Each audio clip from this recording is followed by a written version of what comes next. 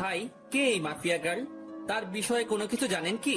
ভাই, তার বিষয়ে আমি কেন, শহরে ডিবি পুলিশরাও তার খোঁজ বের করতে পারেনি। এমন ডেঞ্জারাস এই মাফিয়া গার্ল। আগের বারও লোকাল থানার ওসিকে এই অবস্থায় করে মেরেছিল। ভাই, তাহলে তো অনেক খাতারনাক একটা মানুষ এই মাফিয়া গার্ল। হ্যাঁ, অনেক খতরনাক সে। এবার আমি চললাম ভাই। কখন তার কানে পৌঁছে যায় যে আমি তাকে নিয়ে কথা বলছি, পরে সে আমারও এমন ভয়ঙ্কর অবস্থা করবে। ভাই, মাপও চাই, দোয়াও চাই। এমন বিধ্বংসভাবে মরার কোনো ইচ্ছে নেই আমার। তবে শেষে একটা কথা বলি, মাফিয়া গার্ল যেটা করেছে সেটা একদম ঠিক করেছে। কারণ এই রাফিদ অনেক অত্যাচার করেছে শহরের মানুষকে। এই জালিমের মজা বুঝিয়েছে মাফিয়া গার্ল। লোকটা চলে গেল, আমি এখনো সেখানে দাঁড়িয়ে আছি। আমার মাথায় খালি একটা জিনিসই ঘুরপাক খাচ্ছে, যে এমনটা করেছে তার আসলেই অনেক বড় বুকের পাঠা। কে এই মাফিয়া গার্ল? না, এই মাফিয়া গার্লের সাথে আমি দেখা করব। তখনই কলেজ ফ্রেন্ড শামীম ফোন দিল। কিরে বেটা, তুই কই রে? তাড়াতাড়ি কলেজ যায়। কেন, কিছু হয়েছে নাকি রে? তুই কি রাফিদের বিষয়ে কিছু শুনিসনি? হ্যাঁ, শুনেছি, আর আমি তো সেখানে দাঁড়িয়ে আছি। বাবারে, কি কলিজা মাফিয়া গালের! এমন নাম করা নেতাকে সে এইভাবে কেলিয়ে দিল। আমার তো ভাবতে অবাক লাগছে। আচ্ছা, তুই তাড়াতাড়ি কলেজ যাই। কলেজেও এসব নিয়ে তোলপাড় চলছে, কারণ রাফিদ কলেজ নেতা ছিল। আচ্ছা, আমি আসছি, তুই একটু দাঁড়া। ফোনটা রেখে দিয়ে কলেজের উদ্দেশ্যে রওনা হলাম। মাথায় এখনো মাফিয়া গার্লের বিষয়টা ঘুরপাক খাচ্ছে। মাফিয়া গার্লকে নিয়ে ভাবতে ভাবতে কলেজে চলে গেলাম। কলেজে পৌঁছাতেই দেখি শামীম কলেজের গেইটে দাঁড়িয়ে আছে। যাক, তুই এসেছিস, কিন্তু আজ নাকি ক্লাস হবে না রাফিদের বিষয়টার জন্য। কি এক আতঙ্ক লাগিয়ে দিল মাফিয়া গার্ল! আল্লাহ! হ্যাঁ রে, সেই রকমের আতঙ্ক ছড়িয়ে দিয়েছে মাফিয়া গার্ড। তবে একদিকে ভালোই হয়েছে, রাফিদের মতো জানোয়ারকে সেই সাইজ করেছে। অনেক উড়েছিল বেটা, এবার উড়াউড়ি বন্ধ হয়ে গেছে চিরতরে। এজন্য বলে বেশি উড়া ভালো না। হ্যাঁ, রাফিদ অনেক পাওয়ার দেখাতো কলেজে, একদম শিক্ষা দিয়ে দিয়েছে মাফিয়া গার্ল। আচ্ছা, বাদ দে এখন ওসব কথা। চল নদীর পাড়ে গিয়ে আড্ডা দিব। ওকে, চল। তারপর দুই বন্ধু মিলে চলে গেলাম নদীর পাড়ে। সেখানে গিয়ে দুই বন্ধু বসে বসে আড্ডা মারছি। হঠাৎই নজর পড়লো আমাদের অপোজিটে বসে থাকা একটা মেয়ের দিকে। সে ল্যাপটপ নিয়ে বসে বসে কি একটা যেন করছিল। মেয়েটাকে ঠিক মতন দেখা যাচ্ছে না, কারণ চুলের কারণে পুরো চেহারা ঢেকে আছে। তবে যতটুকু দেখা যাচ্ছে শরীরের অঙ্গ, ততটুকু দেখে বুঝে গেলাম যে মেয়েটার গায়ের রং হুট পরিদের মতন। এই আকাশ, তুই ওদিক তাকিয়ে কি দেখছিস? আমি কত সময় ধরে বকবক করে চলেছি। আরে দেখ না, সামনে বসে থাকা মেয়েটার দিকে কেমন মগ্ন হয়ে ল্যাপটপে কাজ করছে। আরে, এ তো আমাদের কলেজের রামি স্যার, যে কিনা কলেজের টপার, সবসময় পড়ালেখা নিয়ে মগ্ন থাকে। এখন নিশ্চয়ই ল্যাপটপে পড়ালেখা নিয়ে গবেষণা চলছে। শামিম, তুই একটা জিনিস লক্ষ্য করেছিস মেয়েটার? তার চুলগুলো কত লম্বা লম্বা, আর গায়ের রংটাও পুরো দুধে আলতা। হ্যাঁ, সে আমি অনেক আগ থেকে জানি, কারণ কলেজের সবাই ওর জন্য পাগল, কিন্তু সে কাউকে পাত্তা দেয় না। সারাদিন পড়ালেখা নিয়ে পড়ে থাকে, তার কাছে এসবের কোনো টাইম নাই। কিন্তু বন্ধু, মেয়েটাকে দেখে না আমার ভিতরে কেমন ঘুটাঘুটি হচ্ছে। মনে হচ্ছে যেন মেয়েটা আমার ভবিষ্যৎ বউ হবে। সেই স্বপ্ন কোনোদিনই পূরণ হবে না তোর, কারণ আমাদের মতো ছাগলের কপালে এসব মেয়ে কখনোই জুটবে না। আরে জুটবে কি জুটবে না সেসব পরে দেখা যাবে, কিন্তু এখন চল না, ওর সাথে একটু কথা বলে আসি। মনটা না কেমন যেন ছটফট করছে কথা বলার জন্য। আরে ভাই, তোর কি মনে হয় সে আমাদের সাথে কথা বলবে? ভাই, তাও চল না প্লিজ। চল। শামীমকে নিয়ে মেয়েটার কাছে চলে গেলাম। মেয়েটার সামনে গিয়ে দাঁড়িয়ে আছি ছায়া মূর্তির মতন, কিন্তু তার যেন আমাদের দিকে কোনো খেয়ালই নেই। সে তার কাজে মগ্ন হয়ে আছে। এই দেখলি, দানবের মতো দুটো মানুষ আমরা তার সামনে এসে দাঁড়িয়ে আছি, কিন্তু আমাদের দিকে কোনো খেয়াল নেই। রামিসা এমনই, কারোর সাথে কথাই বলে না। আরে চুপ থাকতো, আমি কথা বলছি, দেখতে থাক। আমি গলায় বড় করে কাশি দিলাম, কিন্তু মেয়েটার কোনো রেসপন্সই দেখতে পেলাম না। মেয়েটা এখনো তার কাজে মগ্ন। এবার শরম লজ্জা ভেঙে সোজা ডাক দিলাম, এই যে শুনছেন? মেয়েটা আমার ডাক শুনে ল্যাপটপ থেকে মাথা তুলে তাকালো। এতটা সময় মেয়েটার চেহারা দেখা যাচ্ছিল না, কিন্তু এখন সে আমাদের দিকে তাকানোই পুরো স্পষ্ট দেখা যাচ্ছে চেহারা। মেয়েটাকে দেখে পুরো শরীর ঠান্ডা হয়ে গেল আমার। ও আল্লাহ, এটা তো মেয়ে না, এটা তো পরিপালক থেকে ভুল করে নেমে আসা কোনো হুটপড়ি। জি বলুন। আমি মেয়েটার দিকে চোখ বড় বড় করে তাকিয়ে আছি। আমার তো পুরো দুনিয়াদারি যেন নিমিষেই থমকে গেল। আমি চুপচাপ তাকিয়ে আছি মেয়েটার দিকে। তখনই সাইড থেকে শামীম ধাক্কা দিয়ে বলল, আরে আকাশ, তুই কোথায় হারিয়ে গেলি? হ্যাঁ, শামীমের কথায় হুঁশ ফিরে আসলো। না না, আমি এখানে আছি, কোথাও হারাইনি। না হারলে বোবার মতন ওর দিকে ড্যাব ড্যাব করে তাকিয়ে আসিস যে। শামীম কথা শেষ না করতেই পাশ থেকে মেয়েটা আবার বলে উঠলো, জি কিছু বলবেন? না না, কিছু বলবো না, আপনাকে শুধু চেয়ে চেয়ে দেখবো। মানে বুঝলাম না। আরে মানে আপনার সাথে একটু কথা বলতে চাই। জি বলুন, বললাম তো। আপনার পাশে কি একটু বসা যাবে আগে? পাশে বসে কি করবেন? কি বলতে এসেছেন সেটা বলে প্লিজ চলে যান। আমি এখন পড়া নিয়ে একটু বিজি আছি। আচ্ছা থাক, তাহলে অন্য একদিন বলবো। আচ্ছা। মেয়েটা আবার ল্যাপটপে মাথা গুঁজে দিল, আর আমি বোকার মতন সেখানে ঠায় দাঁড়িয়ে আছি। আমার যেন ভ্রুমি কাটছে না। মেয়েটাকে দেখার পর থেকে পুরোপুরি মাতাল হয়ে গেছি আমি। এই আকাশ, চল এবার। না, আমি যাব না, তুই যা। মানে কি আকাশ, এখানে দাঁড়িয়ে দাঁড়িয়ে কি করবি শুনি? মেয়েটাকে তাকিয়ে তাকিয়ে দেখবো। আকাশ, তোর মাথা কি খারাপ টারাপ হয়ে গেল নাকি? কি সব আবল তাবল বলছিস? হ্যাঁ হ্যাঁ, হয়তো হয়ে গেছে। ওহ আল্লাহ, কোন পাগলের পাল্লায় পড়লাম আমি। আচ্ছা শামীম, একটা কথা বলি। হ্যাঁ বল।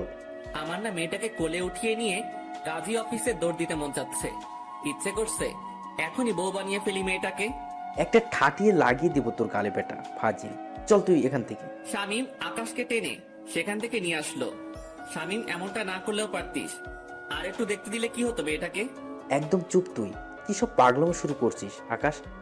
মাথায় তার কি ছিঁড়ে গেছে নাকি তোর? হ্যাঁ, দেখ বেটা, তুই আমার মনের দুঃখ বুঝলি না। থাক তুই, আমি বাসায় গেলাম। শামীমকে ফেলে রেখে সেখান থেকে সোজা বাসায় চলে আসলাম। বাসায় এসে ব্যাগ রেখে ওয়াশরুমে চলে গেলাম। একটু পর ওয়াশরুম থেকে বের হয়ে না খেয়ে সোজা শুয়ে পড়লাম। মেয়েটাকে দেখার পর থেকে যেন খাওয়া দাওয়ার সমস্ত রুচি উঠে গেছে আমার। বিছানায় শুয়ে শুয়ে মেয়েটার কথা ভাবতে লাগলাম। মেয়েটাকে নিয়ে ভাবতে ভাবতে কখন যে ঘুমিয়ে গেছি আল্লাহ জানে। এক ঘুমে রাত হয়ে যায়, তাও ঘুম ভাঙেনি আমার। শামীম ফোন দিয়ে ঘুম ভাঙিয়েছে। আকাশ তুই কি করছিস রে? আরে ঘুমাচ্ছি। হ্যাঁ, এমনটাই করবি। এদিকে দুনিয়াদারি পুরো ধ্বংস হয়ে যাচ্ছে আর তুই পরে পরে ঘুমাচ্ছিস বেটা বলদ। আরে কি হয়েছে? তাড়াতাড়ি ইউটিউব ওপেন কর। একটা চ্যানেল থেকে মাফিয়া কার লাইভ এসেছে, আমি তোকে লিংক দিয়ে দিচ্ছি। কি? তাড়াতাড়ি লাফ দিয়ে বিছানা ছেড়ে উঠে পড়লাম। তারপর ফোনের ডাটা অন করে শামীমের দেওয়া লিঙ্কটা থেকে ইউটিউবে প্রবেশ করলাম। ইউটিউবে প্রবেশ করতেই দেখি মাফিয়া গার্ল লাইভে এসেছে। চেহারা দেখা যাচ্ছে না, পুরো মুখ ঢাকা তার। আর তার থেকে বড় কথা, মেকানিক্যাল একটা অটো ভয়েস থেকে সে লাইভে এসেছে। দেখুন, সবার উদ্দেশ্য করেই বলছি, আমাকে ধরা তো দূরের কথা, সেসব কিছু নিয়ে চিন্তা করলেও ঘাট থেকে মস্তক আলাদা করে দিব আমি। আর আজকে লাইভে আসার উদ্দেশ্য হলো নেতা রাফিদের ব্যাপারে কিছু জানানোর আছে আপনাদেরকে। রাফিদ এখনো জীবিত, কিন্তু আজ তার শেষ দিন। আগামীকাল শহরের যে কোনো এক স্থানে রাফিদের লাশ আমি ফেলে রেখে যাব। তার লাশ উদ্ধার করে নিয়ে যাওয়ার অনুরোধ রইল ডিবি পুলিশের কাছে। আর সর্বশেষে আমি আবারও বলছি, মাফিয়া গার্লের সন্ধান কেউ করতে যাবেন না, তাহলে কিন্তু রক্তের বন্যা বয়ে যাবে দেশে। তারপর ধুম করে লাইভ কেটে দিল। মাফিয়া গার্লের সাহস দেখে শুধু অবাক হচ্ছি। না, মাফিয়া গার্লকে যে করেই হোক আমি খুঁজে বের করব। মাফিয়া গার্লের এই লাইভ পুরো দেশে ভাইরাল হয়ে গেল। এক লাইভে যেন পুরো আতঙ্ক ছড়িয়ে গেল মানুষের মনে। সবার মুখে মুখে মাফিয়া গার্ল আর মাফিয়া গার্ল। কে এই মাফিয়া গার্ল? সবার একটাই প্রশ্ন। একটু পর চ্যানেল আর লাইভটা কেটে দিল মাফিয়া গার্ল। পুরো সবকিছু সে ভ্যানিশ করে দিয়েছে। পুরোপুরি উদাও হয়ে গেল সমস্ত কিছু। কিন্তু সবার মুখে মুখেই মাফিয়া গার্লের নাম ছড়িয়ে গেছে। ফেসবুক, টুইটার, যেখানেই যাই সেখানেই মাফিয়া গার্ল নিয়ে পোস্ট। বাপরে বাপ, এটা কি মেয়ে নাকি মানুষরূপী কোনো চিতাবাঘ? আল্লাহ ভালো জানে। এসব নিয়ে ভাবতে ভাবতে আরো কিছু সময় চলে গেল। না, এসব নিয়ে এখন আর ভাবা চলবে না, আগে গিয়ে কিছু খেয়ে নেই। বিছানা ছেড়ে উঠে পড়লাম। তারপর হাত মুখে পানি ছিটা দিয়ে এসে কিছু খেয়ে নিয়ে আবারও ঘুমিয়ে পড়লাম। সকালবেলা ঘুম ভাঙলো ফোনের আওয়াজে। কে যেন কিছু একটা মেইল করেছে। ঘুমের ঘরে ফোনটা হাতে নিয়ে মেইলটা ওপেন করলাম। দেখলাম একটা ভয়েস মেইল। ভয়েসটা প্লে করলাম। প্লে করতেই আমার পুরো হুঁশ উড়ে গেল। আমি এক লাফ দিয়ে সোজা বিছানা ছেড়ে উঠে দাঁড়িয়ে গেলাম। মাফিয়া গার্লের সেই ভয়ঙ্কর আওয়াজে কেউ আমায় মেইল করেছে। বৎস, আমার অস্তিত্ব তালাশ করতে চেও না। আমার অস্তিত্ব তালাশ করতে গেলে নিজের অস্তিত্বই হারিয়ে ফেলবে। ভয়েসটা শুনে থতমত খেয়ে গেলাম। এটা কি করে সম্ভব? মাফিয়া গার্ল আমায় ভয়েস মেইল করেছে। শুধু তাই নয়, আমি মাফিয়া গার্লের তালাশ করছি, সেটা সে জানলো কি করে? বাপরে বাপ, কি ডেঞ্জারাস মেয়ে রে বাবা!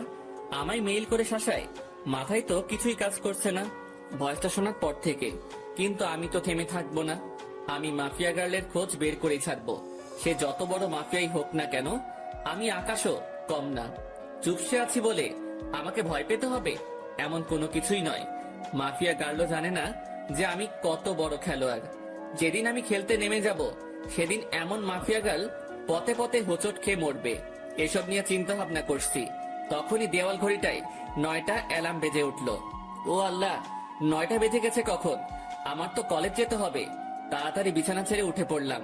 তারপর ফ্রেশ হয়ে হালকা পাতলা কিছু নাস্তা করে কলেজের উদ্দেশ্যে রওনা হলাম। হেঁটেই রওনা হয়েছি। আরে ধুর, আমার পরিচয় দিতে তো ভুলেই গেছি সবাইকে। চলেন পরিচয় পর্বটা শেষ করে ফেলি। আমি বরাবরের মতোই আকাশ, আপনাদের সাথে আছি। পড়াশোনার সুবাদে শহরে আলাদা বাসা নিয়ে থাকি, আর পুরো পরিবার, বাবা মা, ছোট বোন অন্য শহরে থাকে। আমি ইচ্ছা করেই এই কলেজে অ্যাডমিশন নিয়েছি। ইচ্ছা করে বলতে একটা রিজন আছে এই কলেজে অ্যাডমিশন নেওয়ার, সেটা গল্পের সাথে থাকলে জেনে যাবেন। সো এবার গল্পে ফেরা যাক। কলেজে পৌঁছে গেলাম। কলেজে পৌঁছাতেই দেখি গতকালে সেই রামিসা মেয়েটা গাছতলায় বসে বসে বই একটা হাতে নিয়ে পড়ছে।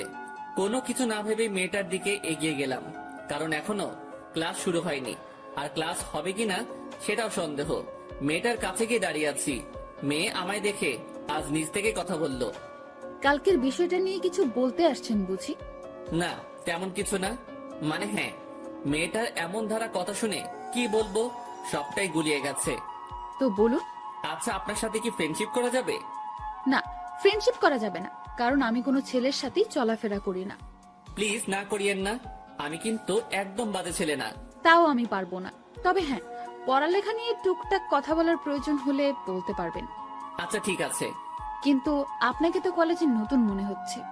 হ্যাঁ, আমি নতুন। 1 মাস আগে অ্যাডমিশন নিয়েছে এই কলেজে, অন্য কলেজ থেকে ট্রান্সফার হয়ে। তবে রেগুলার হয়েছি 1 সপ্তাহ হবে। কোন ইয়ারে অ্যাডমিশন নিয়েছেন? সেকেন্ড ইয়ারে। আপনি? ও, আপনিও তাহলে আমার সেম ক্লাস। তার মানে আপনিও সেকেন্ড ইয়ারে পড়েন? হ্যাঁ। আচ্ছা, এখন আমি একটু বিজি পড়া নিয়ে।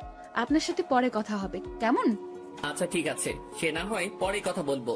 কিন্তু একটা কথা, আমরা যেহেতু একই ইয়ারের, তাহলে তুমি করে বলা যায়। আমি আপনি ডেকে মজা পাই। আচ্ছা ঠিক আছে, যেমনটা আপনার মর্জি। সেখান থেকে চলে আসলাম। বাপরে বাপ, কি মেয়ে! ভাও এই দিচ্ছে না। আমার মনে জলে আগুন, আর সে বাজায় সাপের বিন। তবে সমস্যা নেই, তোমায় তো আমি নিজের করেই ছাড়বো। তোমায় নিজের মনে ফিক্সড করে নিয়েছি, বিয়ে করলে তোমায় করব। সেখান থেকে আসতে না আসতেই শামীম কলেজের গেট দিয়ে প্রবেশ করলো। কিরে, তুই এখন এলি? এই তো একটু আগে। আচ্ছা চল ক্যান্টিনের দিকে যাই। কলেজের পরিবেশ দেখে তো মনে হচ্ছে না যে আজ ক্লাস হবে। আমারও তাই মনে হচ্ছে। চলো তাহলে ক্যান্টিনেই যাই। তারপর দুজন মিলে ক্যান্টিনে চলে গেলাম। কলেজে যেদিন অ্যাডমিশন নিয়েছি, সেদিনই শামীমের সাথে আমার পরিচয় হয়েছে। অল্প কয়েকদিনে খুব ভালো বন্ধু হয়ে উঠেছি আমরা। 2 বন্ধু মিলে ক্যান্টিনে বসে বসে কফি খাচ্ছিলাম। তখনই আশেপাশের লোকজন সবাই একদিকে দৌড়ে ছুটে যাচ্ছে। একজনকে ডেকে জিজ্ঞেস করলাম, ভাই কি হয়েছে? আপনারা এভাবে দৌড়াচ্ছেন কেন? আরে ভাই, আপনারা কোন দুনিয়ায় থাকেন হ্যাঁ, যে কোনো কিছুই বলতে পারেন না? ভাই, এই দুনিয়াতেই আছি, কিন্তু কি হয়েছে সেটা তো বলবেন। আরে মাফিয়া গার্ল রাফিদকে মেরে ওর লাশ চৌরাস্তার মোড়ে লটকে রেখে দিয়ে গেছে। লোকটার কথা শুনে মাথায় বড়সড় একটা বাজ পড়লো। মাফিয়া গার্ল সত্যি তাহলে রাফিদকে মেরে ফেলেছে? শামীম, চল তো তাড়াতাড়ি। হ্যাঁ চল। শামীমকে নিয়ে তাড়াতাড়ি চৌরাস্তার মোড়ে চলে গেলাম। সেখানে গিয়ে দেখি কয়েক হাজার মানুষ একত্রে জমা হয়েছে, আর চৌরাস্তার মোড়ে একটা বড় গাছের উপরে রাফিদের লাশ ঝুলছে।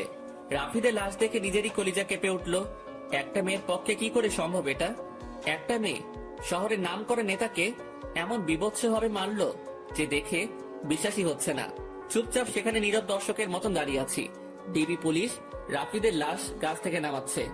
রাফিদের সারা শরীরে স্পট। মানুষজনকে ঠেলে ডিবি পুলিশের দিকে এগিয়ে গেলাম। ডিবি পুলিশ রাফিদের লাশ মাটিতে নামালো। তাকে মাটিতে নামিয়ে শরীরের তল্লাশি চালিয়ে দেখে রাফিদের পকেটে একটা চিঠি। যেটাতে লেখা আছে আজ দুপুর 3টায় আমি কালকের ন্যায় লাইভে আসবো, সবাই তৈরি থাকেন ধামাকার জন্য। মাফিয়া গার্লের চিঠি পড়ে সবার চোখ কপালে উঠে গেল। কি করতে যাচ্ছে মাফিয়া গার্ল? রাফিদকে তো মেরে ফেলেছে, আবার কি নতুন করে ধামাকা দিবে সে? না, আজ লাইভ দেখতে হবে। এদিকে ডিবি পুলিশ সবার স্থান ত্যাগ করতে বলল। সবাই যে যার মতন চলে গেল। আমিও চলে আসলাম বাসায়। কলেজের দিকে আর গেলাম না। বাসায় এসে 3টা বাজার অপেক্ষা করছি। দুপুর 3টা বাজতে আর 2 মিনিট বাকি। তখনই মাফিয়া গার্লের সেই ইউটিউব লিংকে ক্লিক করলাম, আর চ্যানেলটা ওপেন হয়ে গেল। 3টা বেজে গেছে, আর সাথে সাথে চ্যানেলটা থেকে মাফিয়া গার্ল লাইভে চলে আসলো। সে গতকালের ন্যায় মেকানিক্যাল একটা টোন ব্যবহার করে লাইভে এসেছে। আমি জানি আপনারা সবাই আমার লাইভের জন্য অপেক্ষা করছেন, সো অপেক্ষার প্রহর কেটে গেছে, আমি চলে এসেছি। এবার হবে আসল ধামাকা। আপনারা সবাই রাফিদের লাশ তো পেয়ে গেছেন, এবার লিস্টে রয়েছে এসপি ওসমান। তার মরার পালা চলে এসেছে। এসপি ওসমান, মৃত্যুর জন্য তৈরি হয়ে নে। এবার তোকে আমার হাত থেকে কেউ রক্ষা করতে পারবে না।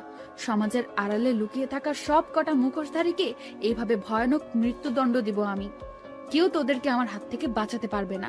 আর শুনে রাখেন সকলেই, আমি কোনো খারাপ কাজ করছি না, সমাজের নষ্টাগুলোকে বেছে বেছে সাজা দিচ্ছি। এসপি ওসমানের মৃত্যুর পর বাকি টার্গেটের নাম আমি বলে দেব। এসব কিছু আমি সমাজের ভালোর জন্যই করছি। তবে হ্যাঁ, আমার পার্সোনাল একটা মাকসাদ আছে, সেটা হলো আমি আগুনের সাথে দেখা করতে চাই। এসব করে সে যেন নিজেই আমার কাজকর্ম দেখে আমার সাথে দেখা করে। যতদিন না সে আমার সাথে দেখা করবে, ততদিন আমি এইরূপ কাজ করেই যাব। মাফিয়া গার্লের মুখে আগুন নামটা শুনে ভিতরে ছ্যাত করে উঠল। আল্লাহ, এ তো দেখি উল্টো চক্র। যেখানে মাফিয়া গার্লকে আমি খুঁজছি, সেখানে সে উল্টো আগুনের তালাশ করছে। না, মাফিয়া গার্লের খোঁজ বের করতেই হবে, যে করে হোক না কেন। আমি মাফিয়া গার্লকে খুঁজে বের করবই। তবে আগে মাফিয়া গার্লের পরিশেষটা শুনি, সে কি বলতে চাই। আগুন, আপনি যেখানেই আছেন না কেন, আপনি যদি আমার তালাশ না করেন, তাহলে এসব কোনোদিনও বন্ধ করব না আমি। একটা কোডিং দিয়ে গেলাম আমার, 2244। এই কোডিংটা আপনি ছাড়া কেউ বুঝবে না, সো নিজেই আমার খোঁজ বের করুন। মাফিয়া গার্লের কোডিং শুনে আরো মাথা খারাপ হয়ে গেল। মাফিয়া গার্ল চাইছে তা কি? কিছুই তো মাথায় কাজ করছে না। সে আগুনের সাথে দেখা করতে চায়, তার উপরে আবার সে নিজের লিড কোড ইউজ করছে। মাথা তো পুরো কাজ করা বন্ধ করে দিয়েছে, আর কিছুই যেন ভাবতে পারছি না। মাথা পুরো জ্যাম হয়ে গিয়েছে। মাফিয়া গার্ল লাইভ কেটে দিয়ে বের হয়ে গিয়েছে। এদিকে আমার মাথায় প্যাটার্ন পড়ে গেছে, মস্তিষ্ক পুরো নিস্তেজ হয়ে গেছে আমার। না, আর না, আগে নিজেকে একটু রিল্যাক্স করি, পরে না হয় মাফিয়া গার্লকে নিয়ে ভাবা যাবে। ডাটা অফ করে দিয়ে শুয়ে পড়লাম। এখন একটু ঘুমাবো, পরে না হয় ঘুম থেকে উঠে বিষয়টা নিয়ে ভাবা যাবে। যেমন ভাবা তেমন কাজ, সব চিন্তা একপাশে রেখে ঘুমিয়ে পড়লাম। বিকাল বেলায় ঘুম থেকে উঠে বাহিরে চলে গেলাম। মাথা কেমন যেন ভারী হয়ে আছে। তাড়াতাড়ি কাকুর দোকানে যেতে হবে আমার, না হয় মাথা ঠিক হবে না। ওনার দোকানে গিয়ে চা খেয়ে আগে মাথা ঠিক করতে হবে। কাকুর দোকানে গিয়ে চায়ের অর্ডার করলাম। মাথার জ্যাম মোটামুটি ছুটেছে মনে হচ্ছে। চা খেয়ে শরীরটা চাঙ্গা লাগছে একটু। হ্যাঁ, এবার শান্ত মাথায় ভাবি মাফিয়া গার্লের কথা। আচ্ছা, মাফিয়া গার্ল আমার খোঁজ কেন করছে? কি চাই সে আমার কাছে? আর কেনই বা সে এসব কর্মকাণ্ড করছে? দেশে তো প্রশাসন আছে দুর্নীতিবাজদেরকে শাস্তি দেওয়ার জন্য, তারপরেও কেন মাফিয়া গার্ল আইনের বিপক্ষে যাচ্ছে? হাজারটা প্রশ্ন নিজেকে নিজে ছুড়ে মারলাম। এবার আমার শান্ত মস্তিষ্ক ধীরে ধীরে সব কয়টা প্রশ্নের উত্তর খোলাসা করতে লাগলো। দেখো, দেশে যে অবস্থা তা কোনোদিন শুধরাবে না। একটার পর একটা দুর্নীতিবাজ পয়দা হয়ে যাবে, কখনো তাদেরকে থামানো যাবে না। নিজের মনের উত্তরের সাথে মাফিয়া গার্লের কর্মকাণ্ডের জাজমেন্ট করলাম। পরিশেষে যা বুঝতে পেলাম, হ্যাঁ, মাফিয়া গার্ল একদিকে ঠিকই করছে, তাদের শাস্তি হয় না, সে তাদেরকে শান্তি দিচ্ছে। এমন একটা মানুষের এই অভাব ছিল দেশে, কিন্তু একটা জিনিসের উত্তর কোনোভাবেই পেলাম না। মাফিয়া গার্ল আমার খোঁজ করছে কেন? কি চাই সে আমার কাছে? এটার উত্তর আমার জানতেই হবে। তবে তার জন্য মাফিয়া গার্লকে দরকার আমার। হ্যাঁ, মাফিয়া গার্লকে দরকার আমার। মাফিয়া গার্ল, তুমি অপেক্ষায় থাকো, জলদি দেখা হচ্ছে তোমার সাথে। কাকুর দোকান থেকে উঠে চলে এলাম। ভিতরে খালি একটা জিনিসই কাজ করছে, মাফিয়া গার্লের খোঁজ বের করা। হ্যাঁ, সেটা আমি অতি শীঘ্রই বের করে ফেলবো। তারপর হবে আসল খেলা।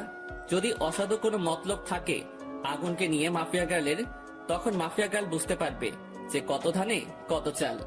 আগুনও কোনো ফেলনার জিনিস না, সেটা সে তখন হারে হারে টের পাবে। তবে তার একটা হেস্তনেস্ত করবই আমি। সে আগুনকে হয়রানি করিয়েছে।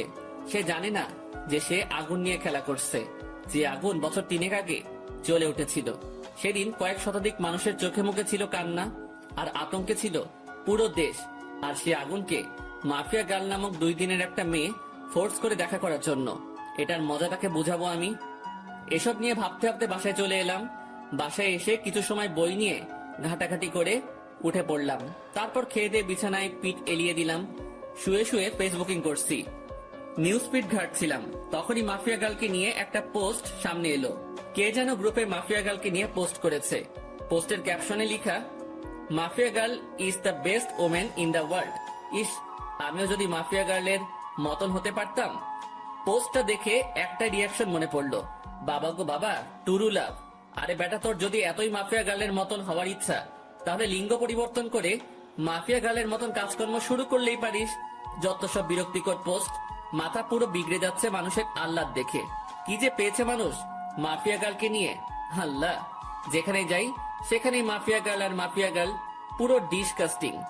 বাঙালি কিছু একটা পেলেই ভার্চুয়াল জগতে তোলপাড় শুরু করে দেয়, বিশেষ করে ফেসবুকে। বিরক্ত নিয়ে ফেসবুক থেকে বের হয়ে আসলাম। তারপর ঘুমিয়ে গেলাম। পরের দিন সকালবেলায় উঠে কলেজে চলে গেলাম, কিন্তু আমি আমার খোঁজ চালু করে দিয়েছি। মাফিয়া গার্লের খোঁজ করতে করতে 2-1 দিন কেটে গেল।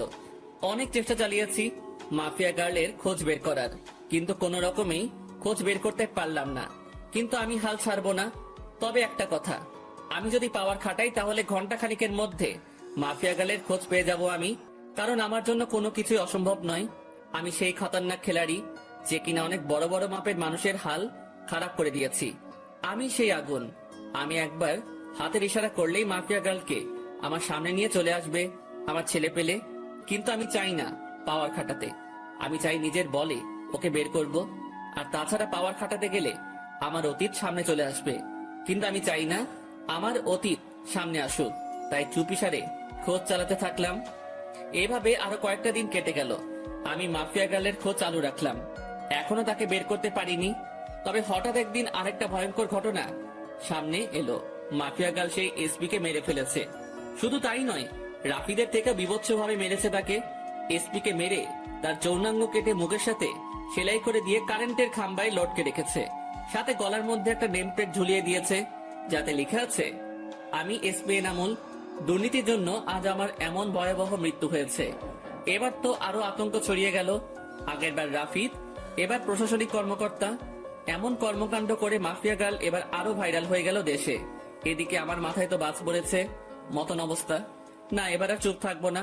মাফিয়া গার্লকে এবার টেনে হেসড়ে বের করে আনবো আড়াল থেকে। আমি এসব নিয়ে ভাবছিলাম, তখনই শামীমের ফোন। কিরে, তুই কই রে? চৌরাস্তার মোড়। কেন? রামিসা তোর খোঁজ করছে, তাড়াতাড়ি কলেজে আয়। হঠাৎ রামিসা আমার খোঁজ করলো কেন? তা আমি জানবো কি করি? তুই কলেজে এসে ওর খোঁজ জেনে নে, সে কেন তোর খোঁজ করছে। ওকে, আমি আসছি। ফোনটা রেখে দিয়ে কলেজের উদ্দেশ্যে রওনা দিলাম। আজ 2 দিন কলেজে যাওয়া হচ্ছে না, কারণ শরীর একটু অসুস্থ। তার থেকে বড় কথা, মাফিয়া গার্লের খোঁজ করছি আমি। কিন্তু এখন শামীম ফোন দিয়ে যেতে বলল। তাড়াতাড়ি কলেজে চলে গেলাম। কিরে, রামিসা কই? ওই যে ওই দিকটাতে বসে আছে। আচ্ছা, আমি দেখে আসছি। কেন ডেকেছে সে? শামীমকে রেখে রামিসার কাছে চলে গেলাম। এই যে, কেন খোঁজ করেছো আমায়? কেন, আপনি জানেন না? আমি জানবো কি করে যে তুমি আমার কেন খোঁজ করেছো? আমাকে একটা অ্যাসাইনমেন্ট দেখিয়ে দিতে বলেছিলেন যে, মনে নেই? সেটা আমি করে এনেছি বাসা থেকে। Oh my god, Ramisa, sorry sorry sorry. আমি আসলে সত্যিই ভুলে গিয়েছিলাম জিনিসটা। পাঠকটা হয়তো ভাবছেন যে তাকে আমি কখন অ্যাসাইনমেন্ট দেখিয়ে দিতে বলেছি, আর তার সাথে আমার কথা হলো কি করে। আসলে হলো যে সে আমায় যখন বলেছে পড়াশোনার বিষয় নিয়ে চাইলে বন্ধুত্ব করতে পারে সে, তারপর তার সাথে আমি সেই রূপ বন্ধুত্ব করি। কারণ কোনো কিছু হতে হলে তার সাথে আগে মিশতে হবে আমাকে। তাই আমি পড়াশোনার বাহানা দিয়ে তার সাথে মিশেছি। অনেক কষ্ট হয়েছে তার সাথে মিশতে। শুরুতে তো রাজি হয়নি, পরে পড়াশোনার বুঝিয়ে নেওয়ার বাহানা করে মিশেছি। এই যে কি হলো, চুপ হয়ে গেলেন যে? আরে না, তেমন কিছু না। আচ্ছা, নেন খাতাটা, এটার মধ্যে আমি করে দিয়েছি। অনেক অনেক ধন্যবাদ রামিসা। তারপর রামিসার হাত থেকে খাতাটা নিলাম, কিন্তু হঠাৎ চোখ গেল তার হাতের আঙুলের দিকে। আঙুলের পাশে একটা সামান্য করে কালো দাগ, যেই দাগটা আমার মোটামুটি পরিচিত। কার হাত যেন দেখেছি আমি এমন একটা কালো দাগ। দেবাঙ্গে প্রেসার দিলাম। তখনই মনে পড়লো মাফিয়া গার্ল যখন লাইভে এসেছিল তখন তার হাতেও এমন একটা কালো দাগ ছিল। যদিও তার চেহারা কালো কাপড়ে ঢাকা ছিল, কিন্তু আঙুলের পাশের কালো দাগটা স্পষ্ট দেখা গিয়েছিল। মাথা পুরো চক্কর দিয়ে উঠলো জিনিসটা ভাবতেই। তার মানে কি এই রামিসাই সেই মাফিয়া গার্ল? ভিতরে ভিতরে কৌতূহল কাজ করছে একটা। না, কৌতূহল আর পুষে রাখবো না। সোজা রামিসাকে জিজ্ঞেস করলাম, রামিসা, তোমার হাতে ওটা কিসের দাগ? রামিসা আকাশের কথা শুনে থতমত খেয়ে যায়। কিসের দাগ? হাতের আঙুলের পাশে একটা কালো দাগ দেখলাম। আমি সেটার কথা বলছি। আমার কথা শুনে রামিসা কেমন যেন ঘাবড়ে গেল। না না, ওটা কিছু না, এমনিতেই চোট লেগেছিল ছোট থাকতে আমার, তখন এই আঙ্গুলের পাশে কালো স্পটটা পড়েছে। ও, কিন্তু দাগটা না আমার বেশ পরিচিত। আরে কি বলছেন এসব? হ্যাঁ, আমার হাতের স্পট আপনার পরিচিত হবে কি করে? আপনার কি মাথা গেছে নাকি? হ্যাঁ, না, মাথা যায়নি। আচ্ছা থাক, বাদ দাও এখন এসব কথা। এখন ওঠা যাক, কারণ অ্যাসাইনমেন্ট করে দিয়েছো, সেটা বাসায় গিয়ে খাতায় উঠাতে হবে। আচ্ছা ঠিক আছে, আপনি যান, আমি আরো কিছু সময় এখানেই বসে পড়বো। আচ্ছা। তারপর সেখান থেকে চলে এলাম, কিন্তু মনের ভিতর কেমন যেন একটা খটকা লাগছে। মাফিয়া গার্লের হাতে যেমন কালো দাগ, ঠিক তেমন কালো দাগ রামিসার হাতে। এটা কি করে সম্ভব? আর তাছাড়া রামিসার সাথে কথা বলার সময় লক্ষ্য করেছি সে কেমন যেন ঘাবড়েছিল। সে যদি সত্যি মাফিয়া গার্ল না হয় তাহলে ঘাবড়েছিল কেন? দূর, মাথায় কিছুই কাজ করছে না। না, এসব নিয়ে আর ভাবতে পারছি না। এবার আড়াল থেকেই মাফিয়া গার্লের তালাশ করব। এসব নিয়ে ভাবতে ভাবতে হাঁটছিলাম, তখনই শামীম ডাক দিল। সে আমার জন্য গেটের সামনে দাঁড়িয়ে অপেক্ষা করছিল। কি রে, কেন ডেকেছে রামিসা তোকে? আরে, অ্যাসাইনমেন্ট করার কাজে সাহায্য চেয়েছিলাম, সে সেটা বাসা থেকে করে এনেছে আমার জন্য, সেটাই দিতে ডেকেছিল। ও ভালো, কিন্তু আকাশ, আমার না একটা জিনিস খটকা লাগে। মেয়েটা কেমন যেন অদ্ভুত, কেমন সারাদিন পড়ালেখা নিয়ে ডুবে থাকে, কারোর সাথে তেমন মেশে না, সবসময় একা একা থাকে। কিন্তু এটার রিজন কি? এটার পিছনে হয়তো বড় কোনো রহস্য লুকিয়ে আছে। কারণ দেখ, যারা সবসময় চুপচাপ থাকে তারাই কিন্তু পরবর্তীতে গিয়ে ক্রিমিনাল বের হয়। হ্যাঁ, আমারও খটকা লাগে জিনিসটা নিয়ে, তবে আমরা পজিটিভ ভাবে নিলেই পারি। হয়তোবা সেই জীবনে অনেক বড় ধাক্কা খেয়েছে, তাই এমন নিশ্চুপ হয়ে গেছে। হ্যাঁ, হতেই পারে। আচ্ছা ছাড় এখন এসব কথা, চল বাসার দিকে রওনা দিই। ওকে চল। শামীমের সাথে কথা বলে বাসায় চলে গেলাম। সে তার বাসায় গিয়েছে, আর আমি আমার বাসায়। বাসায় এসে ফ্রেশ হয়ে খেয়ে নিলাম। হোটেলের বয় এসে খাবার রেখে দিয়ে চলে গেছে। খেয়ে দিয়ে বিছানায় গায়ে দিয়ে দিলাম। ফোনটা হাতে নিয়ে ডাটা অন করলাম, ফেসবুকিং করব একটু। কিন্তু অবাক কাণ্ডটা তখনই ঘটলো যখন আমি ফেসবুক অ্যাপসটাতে প্রবেশ করলাম। আমার ফেসবুক অ্যাকাউন্ট অন্য কেউ কন্ট্রোলে নিয়ে নিয়েছে, তবে আমি ফেসবুকে প্রবেশ করলাম ইজিলি ভাবে। আমার অ্যাকাউন্ট অন্য কারো কন্ট্রোলে, সেটা শিওর হলাম মেসেঞ্জার দেখে। আমার নিজের ইনবক্সে অটোমেটিক মেসেজ আসছে। কি রে, অনেক উড়াউড়ি করছিস মনে হয়। মানে বুঝলাম না, আপনি কে আর আমার আইডি কেন হ্যাক করেছেন? আমি কে সেটা আমার কথা শুনেই বুঝে যাবি। আর আইডি হ্যাক করেছি তোর 12টা বাজাতে। মানে আমি আপনার কি ক্ষতি করেছি যে আপনি আমার 12টা বাজাতে আমার আইডি হ্যাক করেছেন? তুই আমার পিছু কেন লেগেছিস? কি মনে করিস তুই নিজেকে? হ্যাঁ, লুকিয়ে খুঁজে বের করে ফেলবি? এত সহজ সবকিছু? কথা শুনে বুঝতে বাকি নাই যে মাফিয়া গার্ল আমার অ্যাকাউন্ট হ্যাক করে নিজের আয়ত্তে নিয়ে নিয়েছে। তাড়াতাড়ি সেটিংসে চলে গেলাম। সেখানে গিয়ে ইনফরমেশন চেক করে দেখি আমার সমস্ত কিছু মাফিয়া গার্ল পরিবর্তন করে ফেলেছে। নাম্বার, জিমেল সবকিছু পরিবর্তন করে নিজের মেইল বসিয়ে দিয়েছে। আরে, সেটিং এ গিয়ে কোনো লাভ নাই, সবকিছু আমার আয়ত্তে।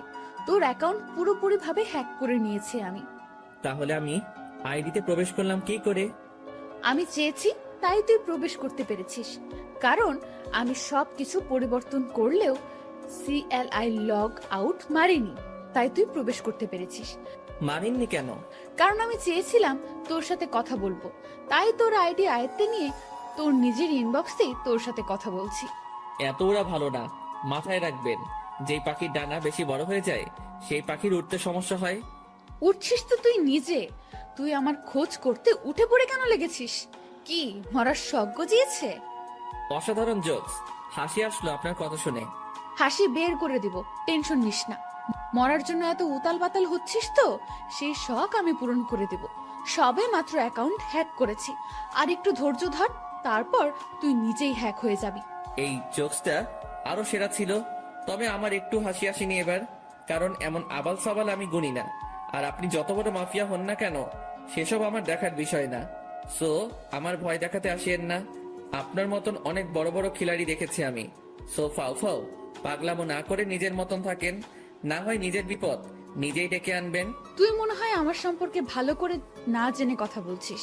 আপনার সম্পর্কে না জেনে কথা বলছি না, বরং আপনি আমার সম্পর্কে না জেনে কথা বলছেন। শুনেন, কারোর সাথে পাঙ্গা নেওয়ার আগে দেখে শুনে নিবেন, না হয় পরে দেখা যাবে বিপরীত পক্ষ বাপ লেভেলের মানুষ। সো বুঝে শুনে পাঙ্গা নেন। বাপ না চিনে পাঙ্গা নিতে আসবেন তো সোজা বাসমারা খাবেন। হারামির বাচ্চা, তুই সত্যিই মরবি। মাফিয়া গার্লের সাথে বেয়াদবি করার ফল তুই পাবি। তোর প্রথম সাজা স্বরূপ আইডিটা চিরতরে পাবি না। বাকি তোকে পরে আমি সাইজ করব। এতটা সময় ভালো করে কথা বলেছি, কিন্তু এখন আর না। তুইও শুনে রাখ, বাপ না চিনে আবলামি করার কারণে কিক দিয়ে সোজা দুনিয়া ছাড়া করব তোকে। আর কি বলি তুই, আমার ফেসবুক অ্যাকাউন্ট আমি আর পাবো না? তাহলে চ্যালেঞ্জ দিয়ে বললাম, 10 মিনিটে তোর থেকে ফেসবুক অ্যাকাউন্ট আমি আমার কন্ট্রোলে নিব। দেখি পারলে আমায় আটকে দেখা। রেগে মেগে মোবাইলটা ছুঁড়ে মারলাম। তারপর বিছানা ছেড়ে উঠে গিয়ে টেবিলের উপরে থাকা ল্যাপটপটা ওপেন করে অটো কোডিং দিয়ে ফেসবুকটা ফিরিয়ে আনলাম। এটা করতে পুরোপুরি 10 মিনিটও লাগেনি। আবার মাফিয়া গার্ল আমার সাথে টক্কর দিতে আসে। তারপর ফেসবুকটাকে সিকিউরিটি করে বের হয়ে আসলাম। কোনোদিন যদি মাফিয়া গার্লকে সামনে পাই, গাল দুটো লাল করে দিব সোজা। অ্যাকাউন্ট সিকিউরিটি করে আবারও শুয়ে পড়লাম। এবারে শোয়াতে কখন যে ঘুমিয়ে গেছি তা বলতে পারবো না। বিকাল বেলায় শামীম ফোন দিয়ে ঘুম ভাঙায়। আকাশ, চল আজ কোথাও গিয়ে ঘুরে আসি। বেটা ঘুম থেকে তুলে বলেছিস ঘুরতে যেতে? কত আরামের ঘুমটাই না গিয়েছিলাম। এই রাখ তোর ঘুম, 10 মিনিটের মধ্যে তামান্না আবাসিকের সামনে আসবে। শালা গরু, ঘুমটাই মাটি করে দিয়েছিস পুরো। ওকে দাঁড়া, আসছি। তারপর ফোন রেখে দিয়ে গায়ে শার্ট লাগিয়ে নিলাম। তারপর জায়গা মতন চলে গেলাম। সেখানে গিয়ে দেখি শামীম আগে থেকে হাজির। বাহ, মহারাজ এসেছেন। তোর বেটা, শান্তির ঘুমটা শেষ করলি আমার। হ্যাঁ, তোমার শান্তির ঘুম এই খালি নষ্ট করে মানুষ। বেলা বাজে কয়টা আর তুমি পড়ে পড়ে ঘুমাও? গরু দামড়া পাঠা, বউ জুটবে না তোর। ওকে, না ঝুটলে নাই। চল এখন ঘুরে আসি। ওকে চল। তারপর দুজন মিলে ঘুরতে চলে গেলাম। অনেক রাত পর্যন্ত দুজন মিলে ঘোরাঘুরি করেছি। রেস্টুরেন্টেও খেয়েছি। সমস্ত বিল শামীম দিয়েছে। রাত বাজে 10টা। ঘোরাঘুরি শেষ করে দুজন দুজনের বাসায় চলে এলাম। বাসায় এসে হাত মুখ ধুয়ে ফ্রেশ হয়ে শুয়ে পড়লাম। শরীর অনেক ক্লান্ত, তাই শুতেই ঘুমিয়ে গেছি। সকালবেলায় ঘুম থেকে উঠে রেডি হয়ে কলেজে চলে গেলাম। কলেজে গিয়ে দেখি গেটের মধ্যে রামিসা দাঁড়িয়ে আছে। সে আমাকে দেখতে পেয়ে, যাক, ভালোই হয়েছে, চলেন আমার সাথে, আমার কিছু কথা আছে। বাহ, আজ সূর্য কোন দিকে উঠেছে। আচ্ছা চলো। দুজনে একপাশে চলে গেলাম। হ্যাঁ, এবার বলো। আমি আপনার সাথে বন্ধুত্ব করতে চাই। রামিসার কথা শুনে সত্যি মনে হচ্ছে সূর্য আজ উল্টো দিকে ধরে উঠেছে। এই এই কি হয়েছে বলো তো? তুমি আজ নিজ থেকে আমার সাথে ফ্রেন্ডশিপ করতে চাইছো, কারণ কি? তুমি তো পড়ার বিষয় ছাড়া কোনো কিছু নিয়ে কথা বলতে বারণ করেছো। দেখুন, আসলে আমার জীবনে অনেক বড় একটা ধাক্কা খেয়েছি আমি, তাই কাউকেই আর বিশ্বাস করতে পারি না আমি। অনেক ভয় হয় আমার, কিন্তু আপনাকে আমার অনেক বিশ্বাস হয়। তাই আমি আপনার সাথে বন্ধুত্ব করতে চাই। কি নিয়ে ধাক্কা খেয়েছো? তা না হয় পরে কোনো একদিন বলবো না। এখন কি বন্ধুত্ব করবেন আমার সাথে? আচ্ছা। আচ্ছা মানে কি ধরে নিব আমি? বন্ধুত্ব করেছেন? হ্যাঁ, কিন্তু তাহলে তুমি আমায় আপনি বলতে পারবে না, তুমি করে বলতে হবে।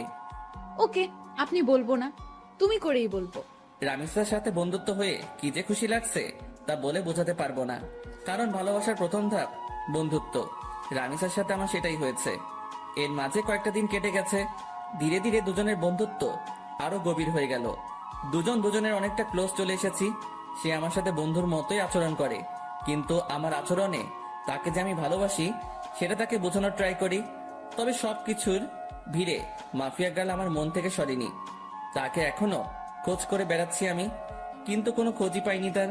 তবে রামিসাকে আমার কিছুটা সন্দেহ হয়, কারণ তার হাতের কালো দাগটা মাফিয়া গার্লের সাথে মিলে। কিন্তু তাকে কখনো আমি কিছু জিজ্ঞেস করিনি, কারণ সে যদি না হয় পরে আরেক বিপাকে পড়তে হবে আমাকে। তবে যেদিন সত্যি মাফিয়া গার্লের খোঁজ পাবো সেদিন তাকে ধরবো। সেটা যদি রামিসাও হয় তাহলেও তাকে ধরবো। এভাবেই দিন কাটতে থাকে। একদিন সকালবেলা ঘুম থেকে উঠে কলেজে যাওয়ার জন্য ফ্রেশ হচ্ছি। ব্রাশ হাতে নিয়ে ওয়াশরুমে দাঁড়িয়ে দাঁড়িয়ে দাঁত ব্রাশ করছিলাম। হঠাৎই ওয়াশরুমের আয়নায় কিছু একটা চোখে পড়লো। ভালো করে লক্ষ্য করে দেখলাম আমার পিছন বরাবর মাস্ক পরে কেউ একজন দাঁড়িয়ে আছে। মাস্ক আর চেহারার আকৃতি দেখে বুঝতে বাকি রইল না আমার যে আমার পিছনে মাফিয়া গার্ল দাঁড়িয়ে আছে। আজ মাফিয়া গার্লের শেষ দিন, কেমন ঘটিয়ে দিব। আজ মাফিয়া গার্লের সাথে সাথে ঘাড় ঘুরিয়ে পিছনে তাকালাম, কিন্তু অবাক করা বিষয়, পিছনে কাউকে দেখতে পেলাম না। মিনিটের মধ্যে মাফিয়া গার্ল যেন কোথায় হাওয়া হয়ে গেল। কিরে, গেল কোথায় সে? সারা ওয়াশরুম চোখ বুলিয়ে দেখতে লাগলাম, কিন্তু কোথাও মাফিয়া গার্লকে দেখতে পেলাম না। মিনিটের মধ্যে কোথাও উধাও হয়ে গেলাম মাফিয়া গার্ল। মাথায় তো কিছু খেলছে না। চার দেওয়ালের মাঝ থেকে হাওয়া কি করে হয়ে গেল সে? মাফিয়া গার্ল কি সত্যি এখানে এসেছিল, না আমি চোখে ধাঁধা খেয়েছি? নিজেকে চিমটি কেটে দেখলাম, না সত্যি তো এখানে কেউ নাই। তার মানে আমি ধাঁধা খেয়েছি। উফ আল্লাহ, এই মাফিয়া গার্লকে যে আমি কি করব তা আমি নিজেও জানি না। খালি সময়ের অপেক্ষায় আছি, সময়টা হোক একবার। তারপর তাড়াতাড়ি ফ্রেশ হয়ে বের হয়ে এলাম ওয়াশরুম থেকে। তারপর নাস্তা করে কলেজের উদ্দেশ্যে রওনা হলাম। কলেজে পৌঁছে রামিসার সাথে ক্লাসে চলে গেলাম। শামীম আজ কেন জানি কলেজে আসেনি। আমি আর রামিসা ক্লাস শেষ করে আড্ডা দিতে বসলাম একটা নির্জন জায়গায়। আচ্ছা আকাশ, তোমায় একটা কথা বলি আমি। হ্যাঁ বলো। আচ্ছা, কোনোদিন যদি আমার সম্পর্কে এমন কোনো কিছু শোনো তুমি, যেটা তুমি কোনোদিন আমার থেকে এক্সপেক্ট করনি? মানে কি, বুঝলাম না। আরে তেমন কিছু না, এমনিই বলো, যে তখন তোমার রিয়াকশন কেমন হবে। অবাক করা কোনো কিছু শুনলে তো অবাকই হব, কিন্তু কি শুনবো সেটা তো বলো। আরে বললাম তো তেমন কিছু না, এমনি মনে হলো কথাটা মনের মধ্যে, তাই জিজ্ঞেস করলাম। রামিসা, তোমার একটা কথা বলি প্লিজ, আমার থেকে কখনো কোনো কথা লুকিও না তুমি। কারণ তুমি জানো না যে তোমার জন্য আমার মনে কতটুকু জায়গা রয়েছে। না, লুকাবো না কোনো কথা। আচ্ছা রামিসা, আরেকটা কথা, আমি চাই তুমি আমার সাথে সারা জীবন থাকো। সারা জীবন কি করে থাকবো? আজ না হয় একই সাথে পড়ি দেখে এতটা মিল মহব্বত, কিন্তু একদিন না একদিন তো ছেড়ে যেতেই হবে। রামিসার কথা শুনে কলিজাটা মোচড় মেরে উঠল। আমি যেন কথাটা শোনার জন্য প্রস্তুত ছিলাম না। না, যত যাই হোক, রামিসা আমায় ছেড়ে যেতে পারে না। আমি আমার জীবনের বিনিময় হলেও তাকে আটকে রাখবো আমার কাছে। খপ করে রামিসার হাত চেপে ধরলাম। আই আকাশ, কি করছো কি? রামিসা, না, তুমি আমায় ছেড়ে কখনো কোথাও যাবে না। আমি তোমায় কোথাও যেতে দিব না। যেদিন তোমায় প্রথম দেখি সেদিনই ভালোবেসে ফেলি তোমায়। প্লিজ, তুমি আমায় ছেড়ে কোথাও যাবে না। আই আকাশ, তোমার কি মাথা টাথা খারাপ হয়ে গেল নাকি? কি সব আবল তাবল বকতেছো? না, আমার মাথা খারাপ হয়নি। Ramisa, I love you. আমি তোমায় সত্যি অনেক বেশি ভালোবাসি। আকাশ, তোমার সত্যিই মাথা খারাপ হয়ে গেছে। তুমি আমার ব্যাপারে কোনো কিছুই জানো না, তা না জেনেও পাগলামি করছো। যখন সবটা জানবে তখন তুমি আমার চেহারাও দেখতে চাইবে না। না, আমি এত কিছু শুনতে চাই না। আমি ব্যাস তোমাকে চাই, আর কিছু দেখার সময় নেই আমার। আকাশ, আমি তুমি ক্ষমা করো, আমি তোমাকে ভালোবাসতে পারবো না। তবে হ্যাঁ, তোমার ব্যাপার নিয়ে ভেবে দেখব। যদি মন থেকে কোনো সাড়া পাই তাহলে হ্যাঁ করব তোমাকে। কিন্তু আমার মনে হয় না যে আমার মন হ্যাঁ করবে, কারণ আমার জীবনের অনেক বড় একটা মাকসাদ আছে। আমার ফোকাস শুধু সেটা নিয়ে। এর মধ্যে নতুন করে প্রেম ভালোবাসার জন্ম নেবে না কখনো। রামিসা কি সব মাকসাদের কথা বলছে, কিন্তু আমার তো তাকে চাই, শুধুই তাকে চাই। না, আমি রামিসাকে নিজের করেই ছাড়বো, সেটা যে কোনো কিছু বিনিময় হোক। দরকার হয় আমার পুরনো রূপ ধারণ করব, তাও আমি রামিসাকে নিজের করে ছাড়বো। রামিসা, তোমার যত সময় লাগে তুমি নাও, তাও প্লিজ আমার তোমাকেই চাই। আকাশ, আমি বললাম তো আমি ভেবে দেখব। প্লিজ এমন পাগলামো করো না।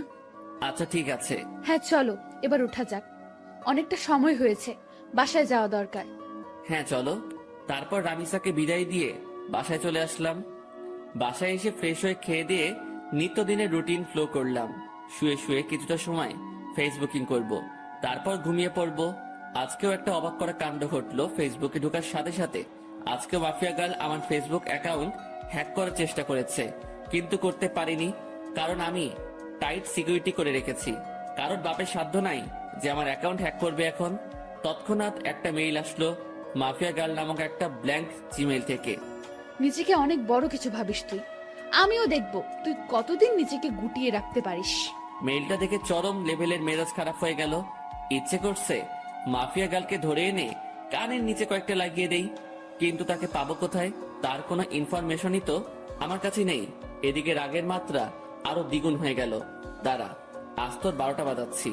এমন গালি দিব তোকে, তুই নিজে এসেই আমার কাছে ধরা দিবি। মাফিয়া গার্লের সেই জিমেলটাতে ক্লিক করলাম। জিমেলটাতে ক্লিক করতে সেটা উদাও হয়ে গেল, এরর দেখাচ্ছে। জিমেলটাতে ক্লিক করার পর আমার বুঝতে বাকি নেই যে সে আমায় ব্ল্যাঙ্ক জিমেল থেকে মেইল করেছে, যেটা মিনিট কয়েকের মধ্যে এরর হয়ে যায়। এটা দেখে আরো রাগ উঠে গেল। এবার আর নিজেকে কন্ট্রোল করে রাখতে পারলাম না, সাথে সাথে নিলয়কে ফোন দিলাম। হ্যাঁ ভাই বলেন। কাল সকালের আগে মাফিয়া গার্লের ডিটেলস এনে দিবি আমায়। ভাই এই কাজটা আমার দ্বারা হবে কিনা জানি না, তবে আমি আমার সবটা দিয়ে ট্রাই করব। আমি পারিসনি এই শব্দটি শুনতে চাই না। আমার মাফিয়া গার্লের ডিটেলস চাই, ওর রক্ত চুষবো আমি। তারপর ফোনটা রেখে দিলাম। মাফিয়া গার্ল এবার পালিয়ে যাবি কোথায় সেটা আমিও দেখব। তারপর সারা শরীর ভরা রাগ নিয়ে ঘুমিয়ে পড়লাম। বিকেল বেলায় ঘুম থেকে উঠে ফ্রেশ হয়ে কাকুর দোকানে চলে এলাম। কাকুর দোকানে বসে চা খাচ্ছি, তখনই পাশের কয়েকজন মানুষ বসে আলোচনা করছিল। আজ মাফিয়া গার্ল নাকি আবার লাইভে এসেছিল। লাইভে এসে শহরের নামকরা পলিটিশিয়ান ওবায়দুলকে নেক্সট টার্গেট বলে ঘোষণা করেছে। শুধু তাই নয়, আজও নাকি সে আগুনকে একটা মেসেজ দিয়েছে। আগুন যদি অতি শীঘ্রই তার সাথে যোগাযোগ না করে, তাহলে সে শহরের সব কয়টা দুর্নীতিবাজকে একে একে মেরে ফেলবে। লোকগুলোর মুখে এসব শুনে মাথায় তো পুরো বাজ পড়েছে মতো অবস্থা। মাফিয়া গার্ল লাইভে এসে এত কিছু বলে গেল, অথচ আমি ঘুমিয়ে পুরো দুনিয়াদারি লাটে উঠিয়ে দিয়েছি। না, এবার তো কোনো হ্যাস্ত করতে হবে, কারণ আমার জানা মতে ওবায়দুল তো কোনো খারাপ পলিটিশিয়ান না। তাকে কেন টার্গেট বানিয়েছে সে? আগে যাদের মেরেছে তারা না হয় খারাপ ছিল, কিন্তু ওবায়দুল তো তাদের মতন না। এসব নিয়ে ভাবছিলাম, তখনই একটা পরিচিত নাম্বার থেকে ফোন এলো। বাবা কেমন আছিস? হ্যাঁ মা, ভালো। তুমি কেমন আছো? তোকে ছাড়া কি করে ভালো থাকি বল? সেই কবে বাড়ি ছেড়েছিস? আজ কতদিন হলো তোকে দেখি না। মা, তোমার ছেলে মানুষ হওয়ার জন্য খারাপ মা হলো ছেড়েছে, তাতে কষ্ট পাওয়ার কি আছে? তোমাদের তো আরো খুশি থাকার কথা। সে যাই হোক না কেন, কিন্তু কোনো মা তার সন্তানকে এতদিন না দেখে ভালো থাকতে পারে? মা প্লিজ মন খারাপ করিও না, আমি খুব তাড়াতাড়ি বাড়িতে আসবো। বাবা খুব তাড়াতাড়ি না, কালকে তুই বাড়িতে আয়। মা, কাল কি করে আসবো বলো? আমার ক্লাস চলছে তো। সেসব আমি জানি না, তুই কাল বাড়িতে আসবি। আম্মু প্লিজ এমন পাগলামো করে না। আমি বললাম তো আমি কয়েকদিনের মধ্যেই বাড়ি আসবো, তখন তুমি তোমার ছেলেকে মন ভরে দেখে নিও। আচ্ছা ঠিক আছে যা, কিন্তু খুব তাড়াতাড়ি আসবি বলে দিলাম কিন্তু। হ্যাঁ মা, খুব তাড়াতাড়ি আসবো। এবার রাখি কেমন? আচ্ছা। আম্মুর সাথে কথা বলে ফোনটা রেখে দিলাম। আজ কতদিন পর মায়ের সাথে কথা বললাম। আল্লাহ ভালো জানে সেই কবে বাড়ি ছেড়ে এসেছি, এখনো অব্দি বাড়ি যাইনি। মা আমায় দেখার জন্য কেমন উতাল পাতাল হয়ে আছে। না, কিছুদিনের মধ্যে একবার বাড়ি যাব আমি। কিন্তু আমি যেই কারণে বাড়ি ছেড়ে এসেছি সেটা এখনো হয়নি। বাসার লোক সবাই জানে আমি নিজের জীবন গোছানোর জন্য বাড়ি ছেড়েছি, কিন্তু এর পিছনেও যে একটা রহস্য লুকিয়ে আছে সেটা কেউ জানে না। তবে হ্যাঁ, আমি সাকসেস হয়ে ছাড়বো। তারপর নিজের বাসায় চলে এলাম। বাসায় এসে কিছুটা সময় বই নিয়ে ঘাটাঘাটি করে উঠে পড়লাম। কোনো কিছুতেই যেন মন বসছে না, কারণ কখন সকাল হবে আর কখন নিলয় আমাকে মাফিয়া গার্লের ডিটেলস দিবে সেই চিন্তায় খালি মাথায় ঘুরঘুর করছিল। যাক, কোনো রকমে খেয়ে দিয়ে ঘুমিয়ে পড়লাম রাতে। সকাল হলেও মাফিয়া গার্লকে সেটা আমি জেনে যাব। সকালবেলায় ঘুম থেকে উঠে মোবাইলটা হাতে নিলাম। ফোনটা হাতে নিয়ে দেখলাম নিলয় আমার কয়েকটা ছবি মেইল করেছে। তাড়াতাড়ি মেইলটা ওপেন করলাম। মেইল করা ছবিতে ক্লিক করতে যা দেখলাম তাতে তো পুরো দুনিয়াদারি চক্কর খেতে লাগলো আমার। কারণ ছবির মানুষটা আমার খুব পরিচিত, যেই মুখটার মুখোমুখি কয়েক হাজারবার হয়েছে আমি নিজের চোখকে বিশ্বাস করাতে পারছি না যে এই মেয়ে সেই মাফিয়া গার্ল যাকে আমি চোখের সামনে কয়েক হাজারবার দেখেছি, যার সাথে আমার চরম লেভেলের উঠা বসা। সাথে সাথে নিলয়কে ফোন লাগালাম। নিলয়, তুই শিওর তো যে এই মেয়ে মাফিয়া গার্ল? ভাই আজ পর্যন্ত আমার দেওয়া কোনো তথ্য কোনোদিন ভুল হয়েছে? না, হয়নি। কিন্তু এটা কি করে সম্ভব নিলয়? ঈশিতা কি করে এমনটা করতে পারে? ঈশিতা তো আমার কলেজ ফ্রেন্ড ছিল, যার সাথে দীর্ঘ কয়েক বছর কাটিয়েছি আমি। কলেজ লাইফ পুরোটাই তার সাথে কেটেছে আমার, কিন্তু সে পরবর্তীতে এমন ভয়ঙ্কর রূপ নিল কেন? আমার তো নিজের চোখকে বিশ্বাস করাতে অবাক লাগছে। না, হয়তো কোনো ভুল হচ্ছে নিলয় তোর। ভাই আমি 100% সিউরিটি দিয়ে বলতে পারবো এই মেয়ে মাফিয়া গার্ল। আর আমি পুরোপুরি শিওর হয়েই আপনাকে বলছি। ঈশিতা এমন করতে পারে শুনে মাথাটা পুরো গোলক ধাঁধার মতন ঘুরপাক খাচ্ছে। ভাই আপনার হয়তো বিশ্বাস হচ্ছে না, কারণ সে আপনার সাথে দীর্ঘ কয়েক বছর কাটিয়েছে, কিন্তু সত্যি এটাই যে সে মাফিয়া গার্ল। ঠিক আছে, ঈশিতাই যদি মাফিয়া গার্ল হয় তাহলে তার 12টা বাজাচ্ছি আমি। ওর আরো কিছু তথ্য বল, কারণ তার সাথে আমার বছর 2 আগেই সমস্ত যোগাযোগ বিচ্ছিন্ন হয়ে গেছে, কারণ তারা বাসা পরিবর্তন করে অন্য কোথায় শিফট হয়ে গিয়েছে। এরপর আর কখনো যোগাযোগ হয়নি। ভাই এরপর আর কোনো তথ্যই আমি পাইনি, কারণ এই মেয়ে সব জায়গা থেকে তার ইনফরমেশন হটিয়ে নিয়েছে। তার থেকেও ভয়ঙ্কর একটা কাণ্ড করেছে সে। কি করেছে? ভাই এই মেয়ে প্লাস্টিক সার্জারি করে তার আগের চেহারা পরিবর্তন করে ফেলেছে। এই মেয়েকে এখন খুঁজে বের করা ইম্পসিবল আমার মতে, তবে আপনার দ্বারা হয়তো সেটা কষ্টের হবে না। কিন্তু ভাই মেয়ের মাথা ভয়ঙ্কর চাকর মতন চলাচল করে। গতকাল আপনি ফোন দেওয়ার পর আমি কম হলেও 50টার উপরে ছেলে লাগিয়েছি মাফিয়া গালের খোঁজ বের করার জন্য, কিন্তু অবশেষে সবাই খালি হাত ফিরেছে। কিন্তু একজন খালি তার কিছু ছবি কালেক্ট করেছে, তবে বর্তমান সময়ে সে দেখতে কেমন তার কোনো ছিটে ফোঁটা বা চিহ্ন খুঁজে পায়নি। আর হ্যাঁ ভাই, একটা কথা, এই মেয়ের নামের মতন তার কাজকর্মগুলো বেশ ভয়ঙ্কর, কারণ তার ইন্টারনেট ডাটাবেস আমি হ্যাক করে তথ্য বের করতে চেয়েছিলাম, কিন্তু কোনো মতে সেটা পসিবল হয় নাই। এই মেয়ে হ্যাকিংয়েরও মাস্টার। নীলার মুখ থেকে ঈশিতার এইরূপ কর্মকাণ্ডের কথা শুনে এবার আর জায়গায় স্থির থাকতে পারলাম না। নিলয় কি বলল ঈশিতার সম্পর্কে এগুলা?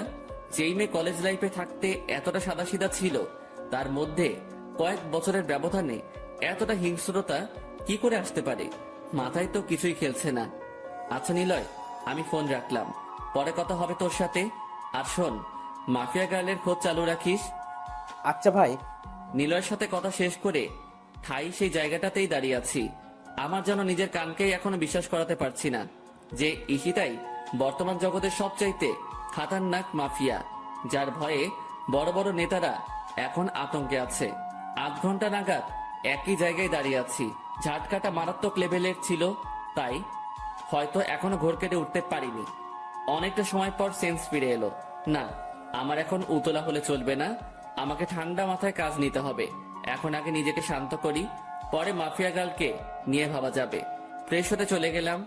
একটু পর ফ্রেশ হয়ে বের হয়ে এসে নাস্তা করে কলেজের উদ্দেশ্যে রওনা হলাম।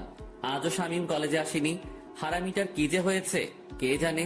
মাফিয়া গার্লের টেনশনে শামীমকে আর ফোন দেওয়া হয়নি। এদিকে রামিসাকেও দেখছি না। তোর না আসলো না আসুক, একসাথে এত টেনশন মাথায় বয়ে নিয়ে বেড়াতে পারবো না। আমি ক্লাসে চলে যাই। ক্লাসে চলে গেলাম। সেখানে গিয়ে দেখি রামিসা আগে থেকেই ক্লাসে এসে বসে আছে। আমি গিয়ে তার পাশের সিটে বসে পড়লাম। আকাশ, কি হয়েছে? তোমাকে এমন চিন্তিত দেখাচ্ছে কেন? কি হয়েছে কি? না, তেমন কিছু না। তেমন কিছু না বললে তো আর সমাধান হবে না। তোমার চেহারায় স্পষ্ট ফুটে উঠছে যে তুমি কিছু একটা নিয়ে বেশ চিন্তিত। কি হয়েছে বলো আমায়? নাকি আমার বিষয়টা নিয়ে টেনশন করছো? আমি তো বললাম ভেবে দেখবো। তাও কিসের চিন্তা? হ্যাঁ, আরে না রামিসা, সেসব কিছুই না। আমি এমনি বাসার ব্যাপার নিয়ে কিছুটা ঝামেলায় আছি, তাছাড়া কিছুই না। আরে তুমি টেনশন করিও না, সব ঠিক হয়ে যাবে। রামিসার কথার আর কোনো উত্তর দিলাম না, চুপচাপ বসে আছি। কারণ কি বা বলবো তাকে? আমার টেনশন যে অন্য জায়গায়, সেটা তো তাকে আর বলা যাচ্ছে না, তাই চুপচাপ থাকাই ভালো। এমন সময় স্যার ক্লাসে আসলো। স্যার এসে ক্লাস করাতে শুরু করলো, সেদিকে ফোকাস করলাম। ক্লাসটা শেষ করে বাসার দিকে রওনা দিয়েছি। পিছন থেকে রামিসা ডাক দিল, হাই আকাশ, আজ এত তাড়াহুড়ো খাই যাচ্ছ? হ্যাঁ, আমার সাথে আজ কথা বলবে না বুঝি? আরে পাগল, সে সব কিছুই না, এমনি ভাবলাম বাসায় চলে যাই, তাই আর কি। বাহ, ভালোই তো। আমাকে ইগনোর করছো সেটা তো বেশ ভালোই বুঝছি আমি। রামিসা সত্যি সেসব কিছু না। তাহলে চলো ক্যান্টিনে বসে কফি খাবো। রামিসা আমায় জোর করে ক্যান্টিনে নিয়ে গেল। ক্যান্টিনে গিয়ে দুজন বসে বসে কফি খাচ্ছি। সে আমায় নানান কথা বলে হাসানোর চেষ্টা করছে, কিন্তু আমার ভিতরে তো দুনিয়ার সমস্ত টেনশন বিরাজ করছে। আকাশ, তুমি যদি এমন গাল ফুলিয়ে বসে থাকো তো কিন্তু খুব খারাপ হবে।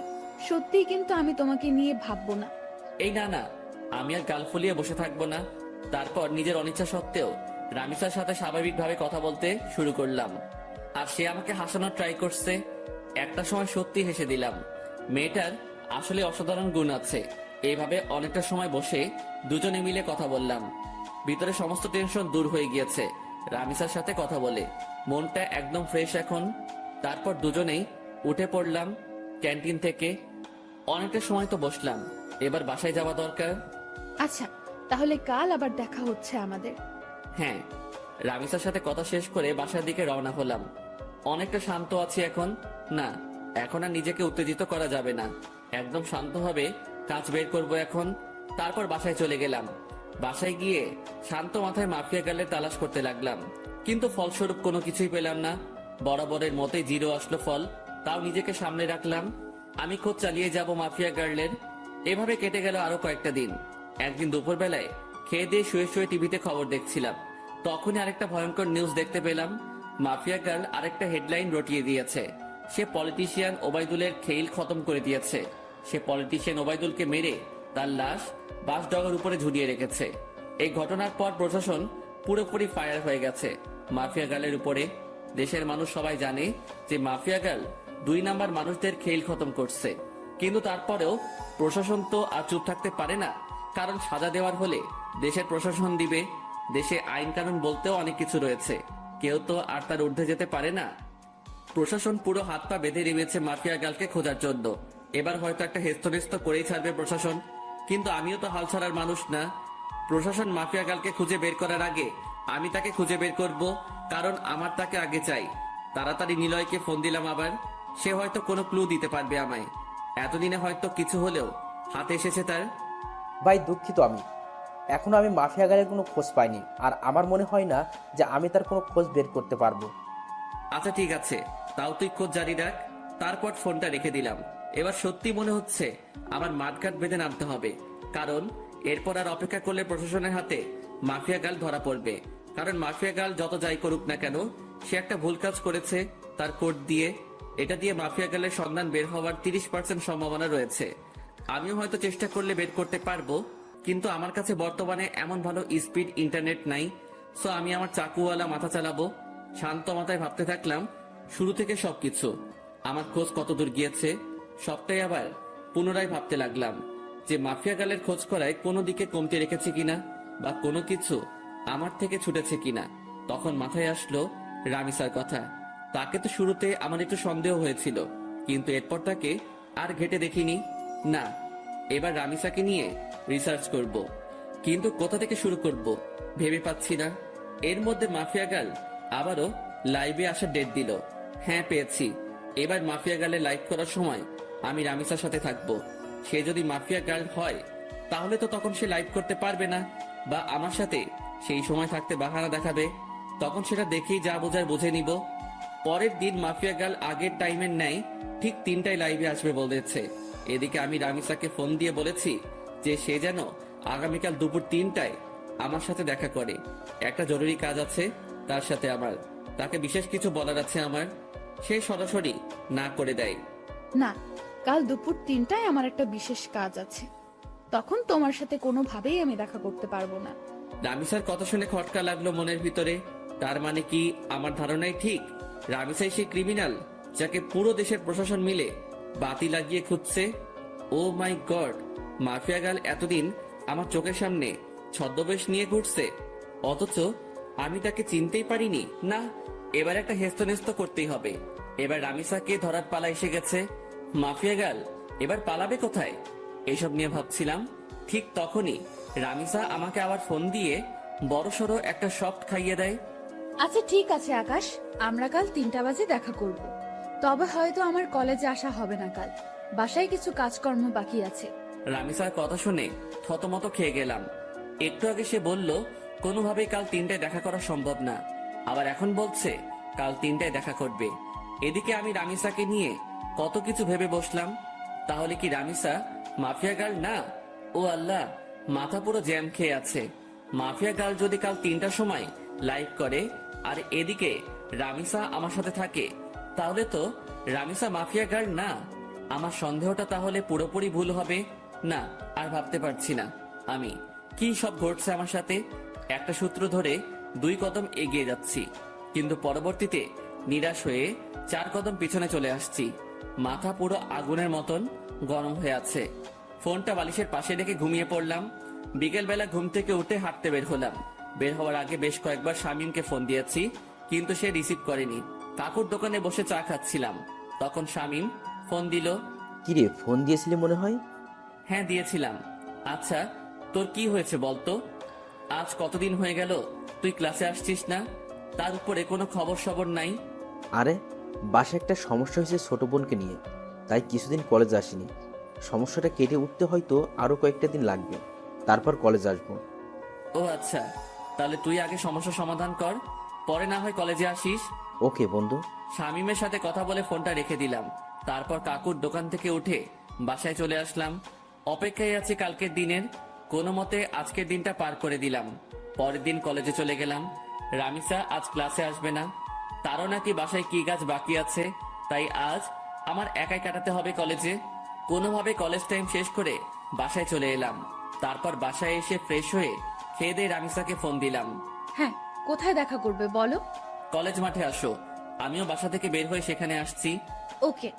আমি শার্ট পরে কলেজ মাঠে চলে গেলাম। সেখানে গিয়ে ঘাসের উপরে বসে আছি। 3টা বাজতে আর মিনিট 5 বাকি। এমন সময় রামিসাও চলে আসলো।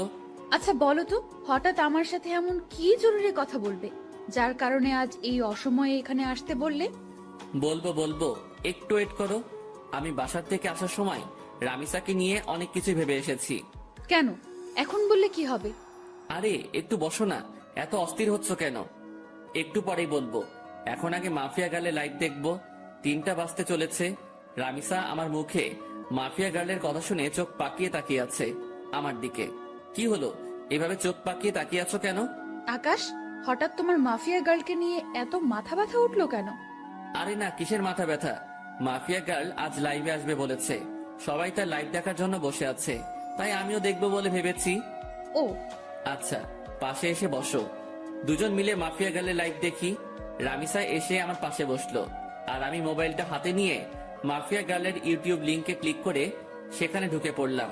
3টা বাজতেই মাফিয়া গার্ল লাইভে চলে আসলো। মাফিয়া গার্লের লাইভ দেখে আমি রামিসার দিকে হাঁ করে তাকিয়ে আছি। নিজের ভিতরে কেমন যেন একটা খারাপ লাগা কাজ করছে। আমি রামিসাকে নিয়ে কত কি না ভেবে ফেলেছিলাম, কিন্তু পরিশেষে সবটাই মিথ্যা প্রমাণ হলো। আর সত্যি যদি রামিসা মাফিয়া গার্ল হতো, তাহলে সে লাইভে আসতে পারতো না এই সময়ে। কারণ রামিসা আমার পাশে বসে আছে। সে একই সময় 2 জায়গায় 2 রকম কর্মকাণ্ড কি করে করবে? দেখ, নিজের উপরে চরম লেভেলের রাগ হচ্ছে। সিধা সাদা একটা মেয়েকে নিয়ে আমি কত বাজে ভাবনা করেছি। এই কি হলো, তোমার মন কোন দিকে? হ্যাঁ, তুমি না বললে মাফিয়া গার্লের লাইভ দেখবে?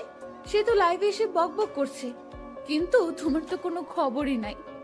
রামিসার ডাকে হুঁশ ফিরে আসলো। দেখবো তো। তারপর মাফিয়া গার্লের লাইভ দেখায় ফোকাস করলাম। সে তার ইন্ট্রোডাকশন নিয়েই যাচ্ছে। আমি আপনাদের আগেও বলেছি, এবারও বলছি, আমার কোনো খারাপ মাকসাদ নেই। আমার মূল মাকসাদ হচ্ছে যারা দেশের নাম বেচে বেচে খায় তাদের হাতে হারিকেন ধরিয়ে দেওয়া, আর আমি সেটাই করছি। শুধু তাই নয়, এবার দেশের মধ্যে যত কয়টা গ্যাংস্টার টিম আছে তাদের সব কয়টাকে আমি মৃত্যুর চৌকাঠে পৌঁছাইয়ে দিব। শান্তশিষ্টভাবে দেশ চলবে, কোনো ধরনের টিম আর থাকবে না। মাফিয়া খুফিয়া সব আমি ধুলোয় মিশিয়ে দিব। আর আগুন, আপনার মুখোমুখি হওয়ার ইচ্ছা আমার বহুদিন আগে থেকেই, অনেক আগ থেকেই শুনে এসেছি আগুনের নাম। যেই আগুন নাকি সত্যি এক সময়ের খতরনাক খিলাড়ি ছিল, যার নাম শুনলে এখনো নাকি অনেকের প্যান্ট ঢিলা হয়ে যায়। আমি চাই আপনার মুখোমুখি হতে, আমি চাই মানুষরূপী আগুনটাকে নিজের চোখে দেখতে। সো আপনি আমার মনের খয়াসটা পূরণ করে দিন। না হয় আমার যদি আপনাকে খুঁজে বের করতে হয়, সেদিন কিন্তু বাঘে সিংহের লড়াই হয়ে যাবে। সেদিন কিন্তু নিজের ক্রোধকে দমিয়ে রাখতে পারবো না। সেদিন নির্ঘাত আপনি আমার হাতে মারা পড়বেন। এটা কোনো হুমকি না, তবে হুমকির চাইতেও কম না। আপনি হতে পারেন এক সময়ের সর্বসেরা খিলাড়ি, কিন্তু মাথায় রাখবেন বর্তমান সময়ের নাম করা মাফিয়া গার্ল আমি। সো ভালোই ভালোই আপনার দর্শন করিয়ে দিন। এবারের মতন লাইফ সমাপ্ত করলাম। তারপর মাফিয়া গার্ল লাইভ কেটে চলে গেল, কিন্তু আমার মাথায় তো পুরো দাউ দাউ করে আগুন জ্বলতে শুরু করলো মাফিয়া গার্লের কথা শুনে। সত্যি, এখন যদি মাফিয়া গার্লকে চোখের সামনে পেতাম, তাহলে হয়তো তার মুন্ডিটা আলাদা করে ফেলতাম। রাগে নাক টান দিয়ে ধোয়া বের হচ্ছে। আই আকাশ, কি হলো তোমার? তোমার চেহারার 12টা বেজে আছে কেন? আরে না, তেমন কিছুই না। আচ্ছা ঠিক আছে, কিন্তু প্লিজ আমায় জরুরি কি কথা বলতে ডেকেছো সেটা প্লিজ বলো। আমার তাড়াতাড়ি বাসায় যেতে হবে। রামিসার কথা শুনে বিপাকে পড়ে গেলাম। আল্লাহ, এখন রামিসাকে কি বলবো আমি? কারণ তাকে তো পরীক্ষা করার জন্য ডেকেছিলাম, কিন্তু সে তো পরীক্ষায় পাশ করেছে, আর আমার ধারণা মিথ্যা প্রমাণ হয়েছে। কি হলো, কথা বলছো না যে? আসলে রামিসা, তোমায় ডেকেছিলাম কেন জানি বলে মাথায় চুলকাতে শুরু করলাম। হ্যাঁ, কেন বলো? আসলে রামিসা প্লিজ, আমি তোমায় অনেক বেশি ভালোবাসি। তোমায় ছাড়া আমার থাকতে কষ্ট হয়। প্লিজ তুমি আমায় অ্যাকসেপ্ট করে নাও এখনই। আমার আর থাকতে ইচ্ছে করে না একা একা। গটগট করে বানিয়ে বানিয়ে অনেকখানি কথা বলে দিলাম। বানিয়ে বানিয়ে বলতে কথাগুলো সত্য, কারণ আসার সময় ভেবে এসেছিলাম যে রামিসা যদি মাফিয়া গার্ল না হয় তাহলে তার হাত আমি শক্ত করে সারা জীবনের জন্য ধরে বসবো। আকাশ, এটা বলতে তুমি আমাকে এখানে ডেকেছো? হ্যাঁ, আমি না তোমায় বললাম যে আমার সময় চাই? আমার মন সাড়া দিলে আমি তোমায় বলবো। প্লিজ রামিসা, এখন রাজি হয়ে যাও। সময় টময় নিও না আর। তুমি বোঝো না কেন আমার খুব কষ্ট হয় তোমাকে ছাড়া। আমার তোমাকে চাই। প্লিজ রাজি হয়ে যাও না। Please please please. আচ্ছা আচ্ছা, থামো, যাও, রাজি হব, কিন্তু তার আগে তোমাকে আমায় একটা কথা দিতে হবে। কি কথা? যত যাই হোক না কেন, কোনো দিন তুমি আমার হাত ছাড়তে পারবে না, কোনো দিন তুমি আমায় ভুল বুঝতে পারবে না। সব সময় আমার পাশে ছায়ার মতন থাকতে হবে তোমাকে। যত বিপদ আপদে আসুক না কেন, আমাকে কখনো একা লড়াই করার জন্য ছাড়তে পারবে না তুমি। তুমিও আমার সাথে সেই লড়াইয়ে সামিল হবে। পারবা এসব কথা রাখতে? রামিসা, আমি তোমার সব কথা রাখতে পারবো। নিজের জীবনে সবটুকু দিয়ে তোমায় আমি আগলে রাখবো। দুনিয়ার কোনো শক্তি আমার থেকে তোমাকে আলাদা করতে পারবে না। আমি আমার সবটা দিয়ে তোমায় রক্ষা করব। কোনো বিপদ আসলে তোমাকেও লাগবে না। তার মোকাবেলা আমি আকাশ একাই করব। কথা দিলাম তোমায়। এমন একটা মানুষই চেয়েছিলাম আমি জীবনে। প্লিজ তুমি আমায় কখনো ছেড়ে যেও না। না, কলিজা ছেড়ে যাব না বলে রামিসাকে নিজের বুকে টেনে নিলাম। আর একটা কথা, প্লিজ আকাশ, তুমি আমায় জীবনের সমস্ত অন্ধকার দূর করে দিয়ে আলোয় ভরিয়ে দিও। হ্যাঁ কলিজা, সব অন্ধকার দূর করে দিয়ে তোমার জীবন আলোয় ভরিয়ে দিব আমি। রামিসা আর কোনো কথা বলল না। সে আমার বুকে চুপচাপ পড়ে আছে। অনেকটা সময় দুজন এভাবে ঘাসের উপরে বসেছিলাম আমরা। তারপর সেখান থেকে উঠে এলাম। আকাশ, আমার তাড়াতাড়ি বাসায় যেতে হবে। আচ্ছা চলো, তোমায় ছেড়ে দিয়ে আসি। না, তা লাগবে না, তুমি বাসায় চলে যাও, আমি একা একা যেতে পারবো। আচ্ছা ঠিক আছে। তারপর রামিসাকে গাড়িতে তুলে দিয়ে আমি বাসায় চলে এলাম। খুব খুশি লাগছে আজকে। বাসায় এসে হাত মুখ ধুয়ে কিছু খেয়ে নিলাম। তারপর ফোনটা হাতে নিয়ে শুয়ে শুয়ে ফেসবুকিং করছি। তখনই লক্ষ্য করলাম কেউ একজন আবারও আমার ফেসবুক আইডি হ্যাক করার চেষ্টা করছে। আমি শিওর যে এটা মাফিয়া গার্লের কাজ। মেজাজটা আবারও বিগড়ে গেল। এই মাফিয়া গার্লকে পেলে যে আমি কি করব তা আল্লাহ ভালো জানে। কিন্তু দুঃখের বিষয়, তাকে তো আমি ধরতেই পারছি না। তখন একটা বুদ্ধি মাথায় আসলো। সাথে সাথে ফেসবুক থেকে সমস্ত সিকিউরিটি হাটিয়ে ফেললাম আমার। এবার আমি মন থেকে চাইছি যে মাফিয়া গার্ল আমার আইডি হ্যাক করুক। কারণ গতবার যখন মাফিয়া গার্ল আমার আইডি হ্যাক করে তখন তার থেকে আমি আইডি উদ্ধার করার সময় একটা জিনিস লক্ষ্য করেছিলাম, যে লগিং অ্যান্ড সিকিউরিটিতে ব্রাউজারের লোকেশন একবার এক এক জায়গায় দেখাচ্ছিল। কতক্ষণ ফিনল্যান্ড, কতক্ষণ সুইজারল্যান্ড, কতক্ষণ ফিলিস্তিন। মোট কথা সেকেন্ড 2 বার তার লোকেশন পরিবর্তন হচ্ছিল। কিন্তু তখন আমি একটা বোকামো করেছিলাম। আমি চাইলে তখনই তার লোকেশন বের করতে পারতাম, কারণ যেই ভিপিএন দিয়ে সে তার লোকেশন পরিবর্তন করছে সেটা এক সময় গিয়ে তার অরিজিনাল লোকেশন দেখায়। আর সে যেহেতু বাংলাদেশের, সেখানে একবার হলেও বাংলাদেশের লোকেশন দেখাবে। হ্যাঁ, এবার এই সুযোগটাই কাজে লাগবো। সে আমার আইডি হ্যাক করে যখনই আইডিতে প্রবেশ করবে তখনই তার লোকেশন আমি বের করে ফেলবো। তাই আইডির সিকিউরিটি একটু কমিয়ে দিলাম, কিন্তু এতটাও কমাইনি যে সে পুরোপুরি আমার অ্যাকাউন্ট তার আয়ত্তে করে নিবে। সিকিউরিটি কমিয়ে মাফিয়া গার্লের জন্য অপেক্ষা করতে লাগলাম, কিন্তু সে এবার আমার আইডি হ্যাক করলো না। রাত 12টা পর্যন্ত অপেক্ষা করলাম, কিন্তু সে আমার আইডির দিকে ফিরেও তাকায়নি। কিন্তু আমি শিওর যে সে রাতে আমার আইডি হ্যাক করার ট্রাই করবে। ওকে বাছাদন, তুমি রাতে ট্রাই করিও, আমি সকালবেলা এসে খেলা দেখাবো। এখন ঘুমাতে চললাম। তারপর মোবাইলটা বালিশের পাশে রেখে ঘুমিয়ে পড়লাম। সকালবেলা ঘুম থেকে উঠে মোবাইলটা হাতে নিয়ে দেখি মাফিয়া গার্ল আমার আইডি হ্যাক করে নিয়েছে। এবার পালাবি কোথায় মাফিয়া গার্ল তুই? এবার খেলা দেখাবো তোকে। অনেক কষ্টের বিনিময়ে মাছ জালে আটকা পড়েছে। এবার আর ছাড়াছাড়ি নাই, ছাই দিয়ে হলেও তাকে ধরবো এবার আমি। পাগলের সাথে পাগলামি না করলে তার চাল বোঝা যায় না, আর আমিও সেটা করেছি। এজন্যই বাবা তোমার জন্য স্পেশালি একটা গান বানিয়েছে, যে বাবা তোমার দরবারে সব পাগলের খেলা। তাড়াতাড়ি করে লোকেশন চেক করলাম। যেমনটা ভেবেছিলাম ঠিক তেমনটাই হয়েছে। লোকেশন প্রতি সেকেন্ডে 2 বার করে কান্ট্রি পরিবর্তন করছে। চোখ পাকিয়ে তাকিয়ে আছি লোকেশনের দিকে। একটা সময় গিয়ে বাংলাদেশের এক্স্যাক্টলি লোকেশনটা দেখালো।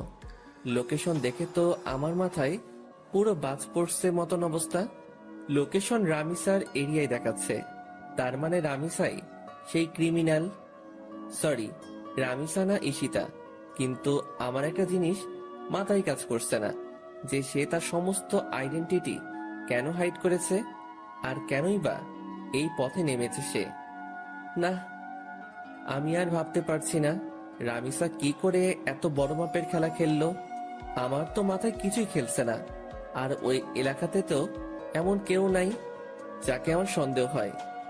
যাকে সন্দেহ হয় সে একমাত্র রামিসা। এবার আবার পুরোপুরি সন্দেহ দূর হয়ে গেল। 99% শিওর হয়ে গেলাম রামিসাই সে মাফিয়া গার্ল। এবার খালি রামিসার মুখ থেকে শোনা বাকি। তাড়াতাড়ি উঠে ফ্রেশ হয়ে নাস্তা করে সেই লোকেশনে চলে গেলাম। আজ হয়তো আর কলেজে যাওয়া হবে না। সেখানে গিয়ে চিরুনি তল্লাশি চালালাম। ঠিক তখনই রামিসা আমায় ফোন দিল। আকাশ, কোথায় তুমি? আজ কি কলেজে আসবে না? হয়তো আসবো না, কারণ বিশেষ একটা কাজে এসেছি একটা জায়গায়। কিসের বিশেষ কাজ আকাশ? মাফিয়া গার্লকে ধরে ফেলেছি আমি। কি আকাশ, কি সব বলছো তুমি উল্টাপাল্টা? হ্যাঁ, তোমার কি মাথা ঠিক আছে? হ্যাঁ, আমার মাথা ঠিক আছে। মাফিয়া গার্লকে দেখার অনেক দিনের ইচ্ছা আমার। আমি তাকে ধরতে সক্ষম হয়েছি। আকাশ, আমি বারণ করছি, তুমি কোনো মাফিয়া টাফিয়া গার্লের পেছনে ছুটবে না। সে অনেক খতরনাক, যে কোনো সময় তোমার ক্ষতি করে দেবে সে। রামিসা বাবুনি, আমায় নিয়ে তুমি ভয় পেও না। আমিও এতটা কাঁচা খেলোয়াড় না। আকাশ, আমি তোমায় বারণ করেছি, তো সব কিছুই তুমি করতে যাবে না। আর তুমি এখন যেখানেই আছো সেখান থেকে সোজা কলেজে আসবে। ওকে, ঠিক আছে। তারপর ফোনটা রেখে দিয়ে রামিসার এলাকা থেকে কলেজে চলে গেলাম। যদিও কলেজে যাচ্ছি, কিন্তু ক্লাস আর করা হবে না, কারণ কলেজ করার প্রিপারেশন নিয়ে ঘর থেকে বের হইনি আমি। তাই আজ ক্লাস করব না। কলেজে গিয়ে রামিসার সাথে কথা বলে চলে আসব।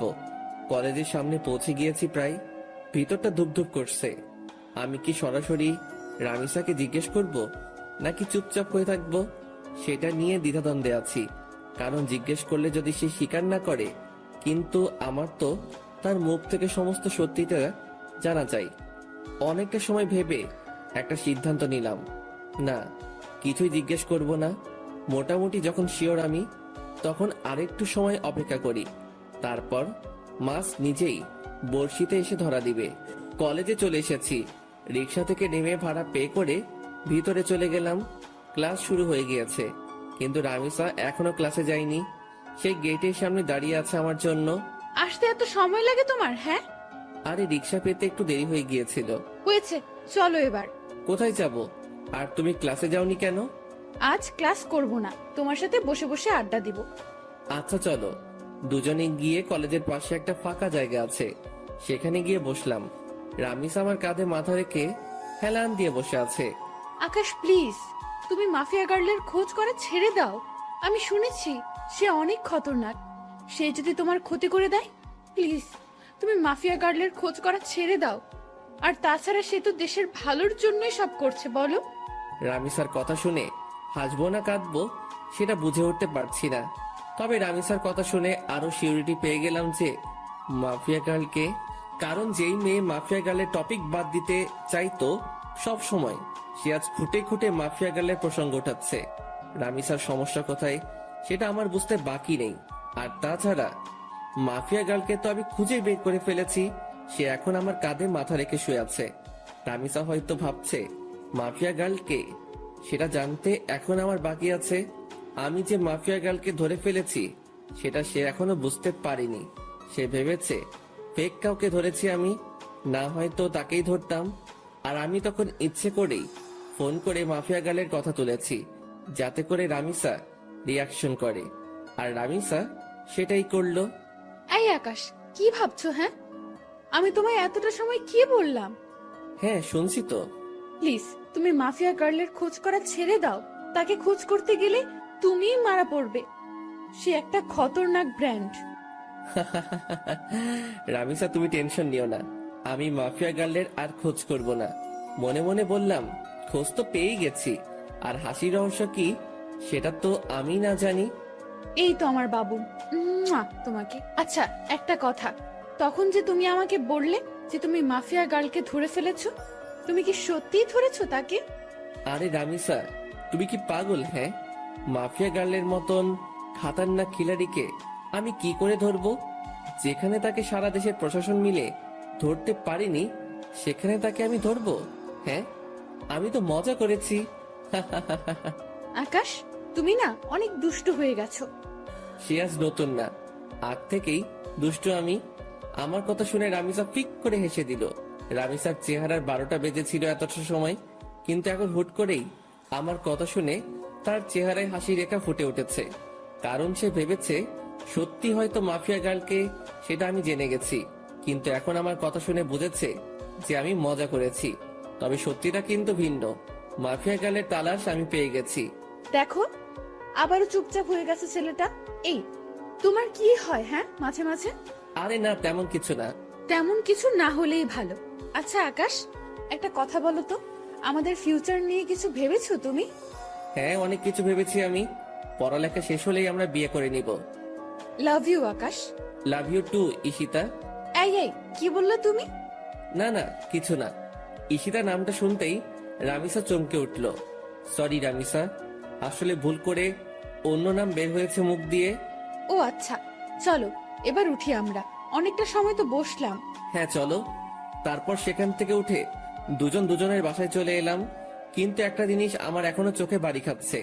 যখনই ঈশিতা নামটা বলেছি, তখনই রামিসার চোখ কপালে উঠে গিয়েছিল, আর তার পরক্ষণে সে চলে যাওয়ার জন্য পাড়াপাড়ি শুরু করে দেয়। রামিসার হতাশাগ্রস্ত চেহারায় কিন্তু আমাকে পুরোপুরি ক্লিয়ার করে দেয় তার ভয়ঙ্কর ডার্কনেস সম্পর্কে।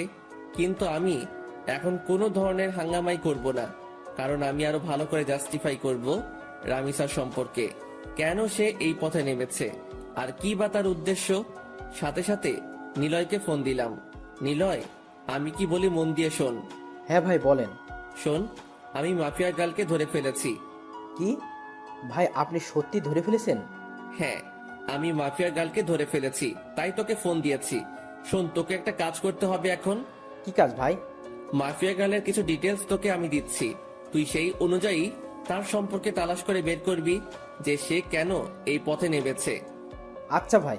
কিন্তু শোন, এই কথা যেন কারোর কানে না যায়, বিষয়টা যেন তোর আর আমার মাঝে থাকে। ওকে ভাই। নিলয়কে রামিসার হালকা পাতলা কিছু তথ্য দিলাম, যাতে করে সে রামিসার সম্পর্কে খোঁজ বের করতে পারে। এদিকে আমিও খোঁজ চালাচ্ছি রামিসাকে নিয়ে। এভাবে 2-3টা দিন কেটে গেল। 4 দিনের মাথায় নিলয় আমাকে ফোন দেয়। ভাই ভয়ঙ্কর কিছু তথ্য হাতে এসেছে। কি তথ্য? ভাই মাফিয়া গালের একটা ছোট ভাই ছিল, যার নাম ছিল রাফসান। আপনি কি তাকে চেনেন বা জানেন? তখনই ঈশিতার ছোট ভাইয়ের কথা মনে পড়ল, যার নামও ছিল রাফসান। কলেজ লাইফে যখন ঈশিতার সাথে চলাফেরা ছিল, তখন সে রাফসানকেও মাঝে মাঝে কলেজে নিয়ে আসতো ঘোরার জন্য। আবার মাঝে মাঝে কোনো জায়গায় ঘুরতে গেলেও তাকে সাথে নিয়ে যেত। আমার জন্মদিনে যখন রামিসাকে ইনভাইট করি, তখন রামিসা তার ছোট ভাই রাফসানকে সাথে করে নিয়ে এসেছিল। তাকে আমি বেশ ভালো করে চিনি। হ্যাঁ নিলয়, চিনি। কিন্তু কেন বলতো? ভাই রাফসান নাকি এই শহরের কোনো একটা কলেজে পড়াশোনা করত। একদিন সে কলেজে শেষ করে বাড়ি ফেরার সময় তার বাসার নিচে কয়েকটা ছেলেকে মাদক কেনাবেচা করতে দেখে। তখন সে পুলিশকে খবর দিয়ে তাদেরকে ধরিয়ে দেয়। ছেলেগুলো নাকি রাফিদের ছেলে ছিল। তাই রাফিদের জেদ উঠে যায় রাফসানের ওপরে। তাই সে থানার ওসিকে টাকা খাটিয়ে উল্টো মাদক দ্রব্য দিয়ে রাফসানকে ধরিয়ে দেয়। শুধু তাই নয়, রাফসানকে পুরো গুম করে ফেলার জন্য কন্ট্যাক্ট হয় ওসির সাথে। ওসি তাই করে, সে রাফসানকে জঙ্গলে নিয়ে গিয়ে ব্রাশ ফায়ার করে মেরে ফেলে। আর মাফিয়া গাল যেই ওসিকে মারে বিভৎসভাবে, ওই ওসি সেই ওসি যে রাফসানাকে মেরেছিল। মাফিয়া গাল হয়তো তার ভাইয়ের প্রতিশোধ নেওয়ার জন্য এমন পন্থা অবলম্বন করেছে। নিলয়ের কথা শুনে বুকের ভিতর দাউ দাউ করে আগুন জ্বলতে শুরু করলো। তাহলে তো মাফিয়া গার্ল যা করছে সবটাই ঠিক করছে। আচ্ছা ঠিক আছে নিলয়, এবার ফোন রাখলাম। ফোনটা রেখে দিয়ে চুপচাপ বসে আছি। মাথার রক পুরো চটে গেছে নিলয়ের কথা শুনে। না, আজকের পর রামিসাকে আমি আড়াল থেকে পুরোপুরি সাপোর্ট করব, কারণ ভাই মরেছে, সেই কষ্ট তারই হয়েছে, কেউ তার কষ্টের ভাগ নেয়নি, তাই তো সে এমন ভয়ঙ্কর রূপ ধারণ করেছে। রামিসা, তুমি যা করেছো একদম ঠিকই করেছো। আজকের পর আমি আকাশ বেঁচে থাকতে দেখব তোমার গায়ে কে হাত দেয়? সব কয়টার হাত আমি শরীর থেকে আলাদা করে ফেলবো। গা পুরো শিরশির করে কাঁপছে। না, গিয়ে গোসল করে আসি। তাড়াতাড়ি ওয়াশরুমে ঢুকে পড়লাম। অনেকটা সময় পর গোসলখানা থেকে বের হলাম। মাথায় ইচ্ছে মতন পানি ঢেলেছি, কারণ রক্ত চটে গিয়েছিল মাথায়, তাই নিজেকে শান্ত করেছি। ফ্রেশ হয়ে এসে খেয়ে নিলাম। খেয়ে দিয়ে টিভিটা চালিয়ে দিলাম।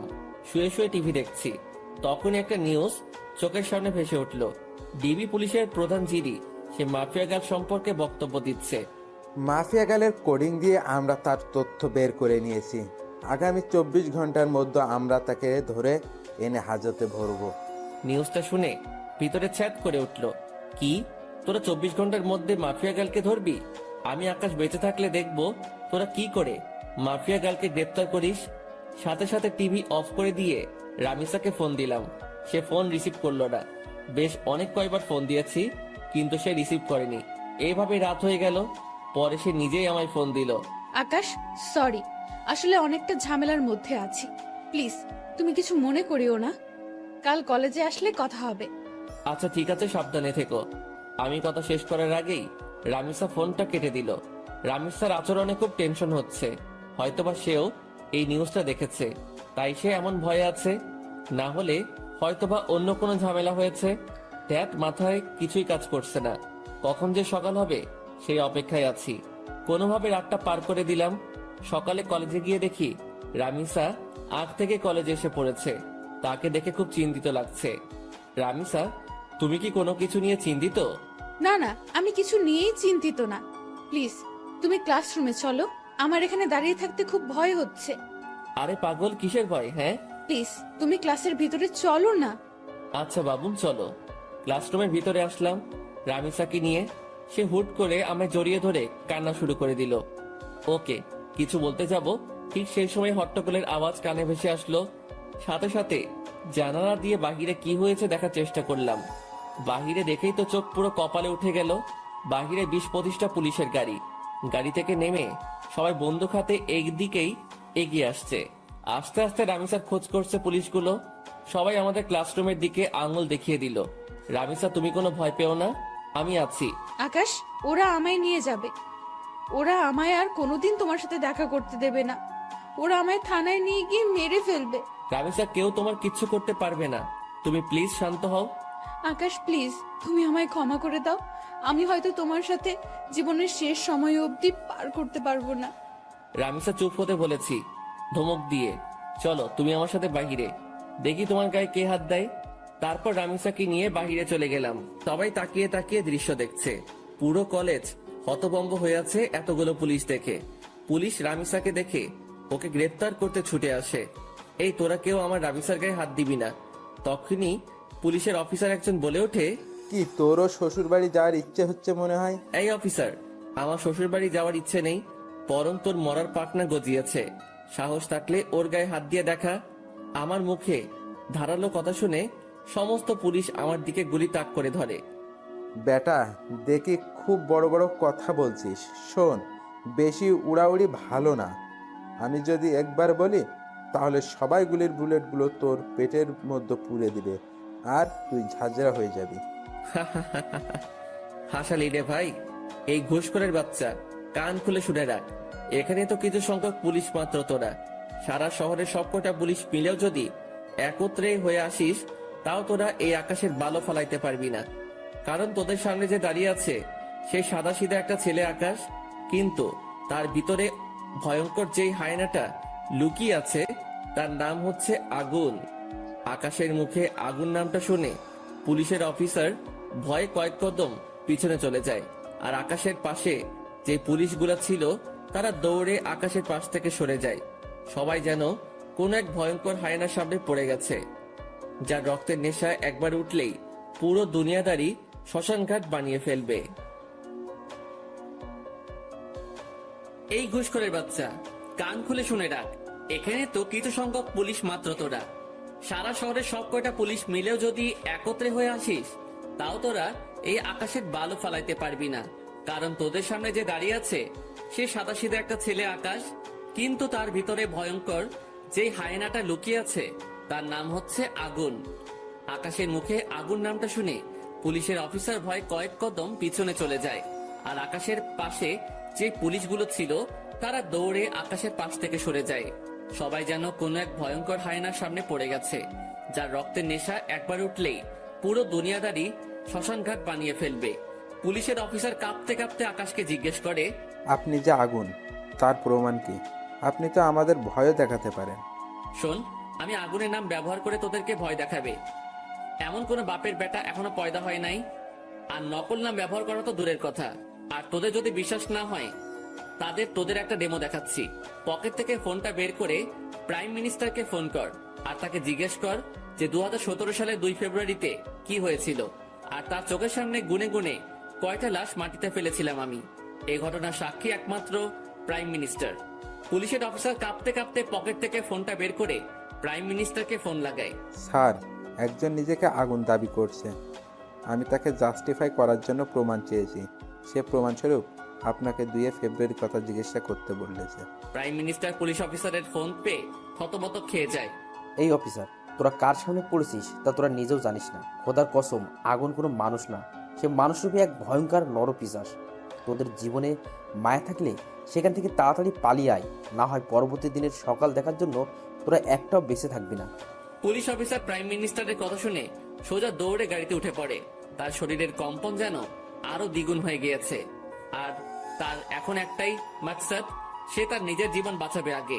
মাফিয়া গার্ল জাত গোল্লায় পুলিশ অফিসার নিজে গাড়ি ড্রাইভ করে সেখান থেকে পালিয়ে চলে যায়। পুলিশ অফিসারের দেখা দেখি বাকি সবাইও তাড়াতাড়ি সেখান থেকে অবস্থান ত্যাগ করে।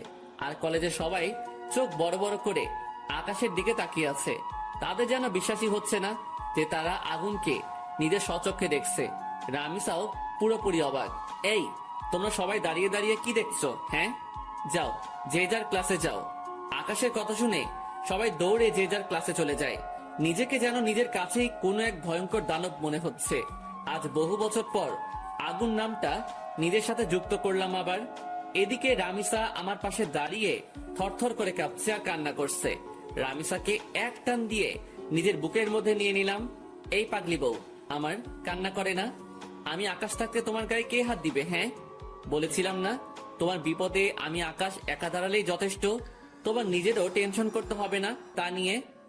আকাশের কথা শুনে রামিসা আরো শক্ত করে আকাশকে জড়িয়ে ধরে আর পাগলের মতন চুমু খেতে থাকে আকাশের বুকের মধ্যে। আকাশের বুকে চুমু খাচ্ছে আর পাগলের মতন কান্না করছে রামিসা।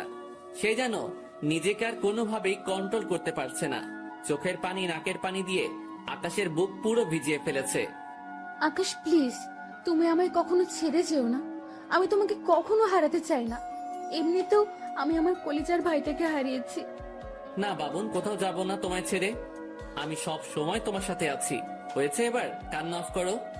আকাশের কথা শুনে রামিসা কান্না অফ করে দেয়, কিন্তু ফোপানি কোনোভাবেই বন্ধ হয় না তার। পাগলি বউ আমার বলে রামিসাকে কোলে উঠিয়ে নিলাম। তারপর ক্লাসরুমে চলে গেলাম। ক্লাসরুমের সবাই আমাদের দিকে করুণ দৃষ্টিতে তাকিয়ে আছে। মনে হচ্ছে যেন আমার কাছে তারা নিজের প্রাণ ভিক্ষা চাইছে।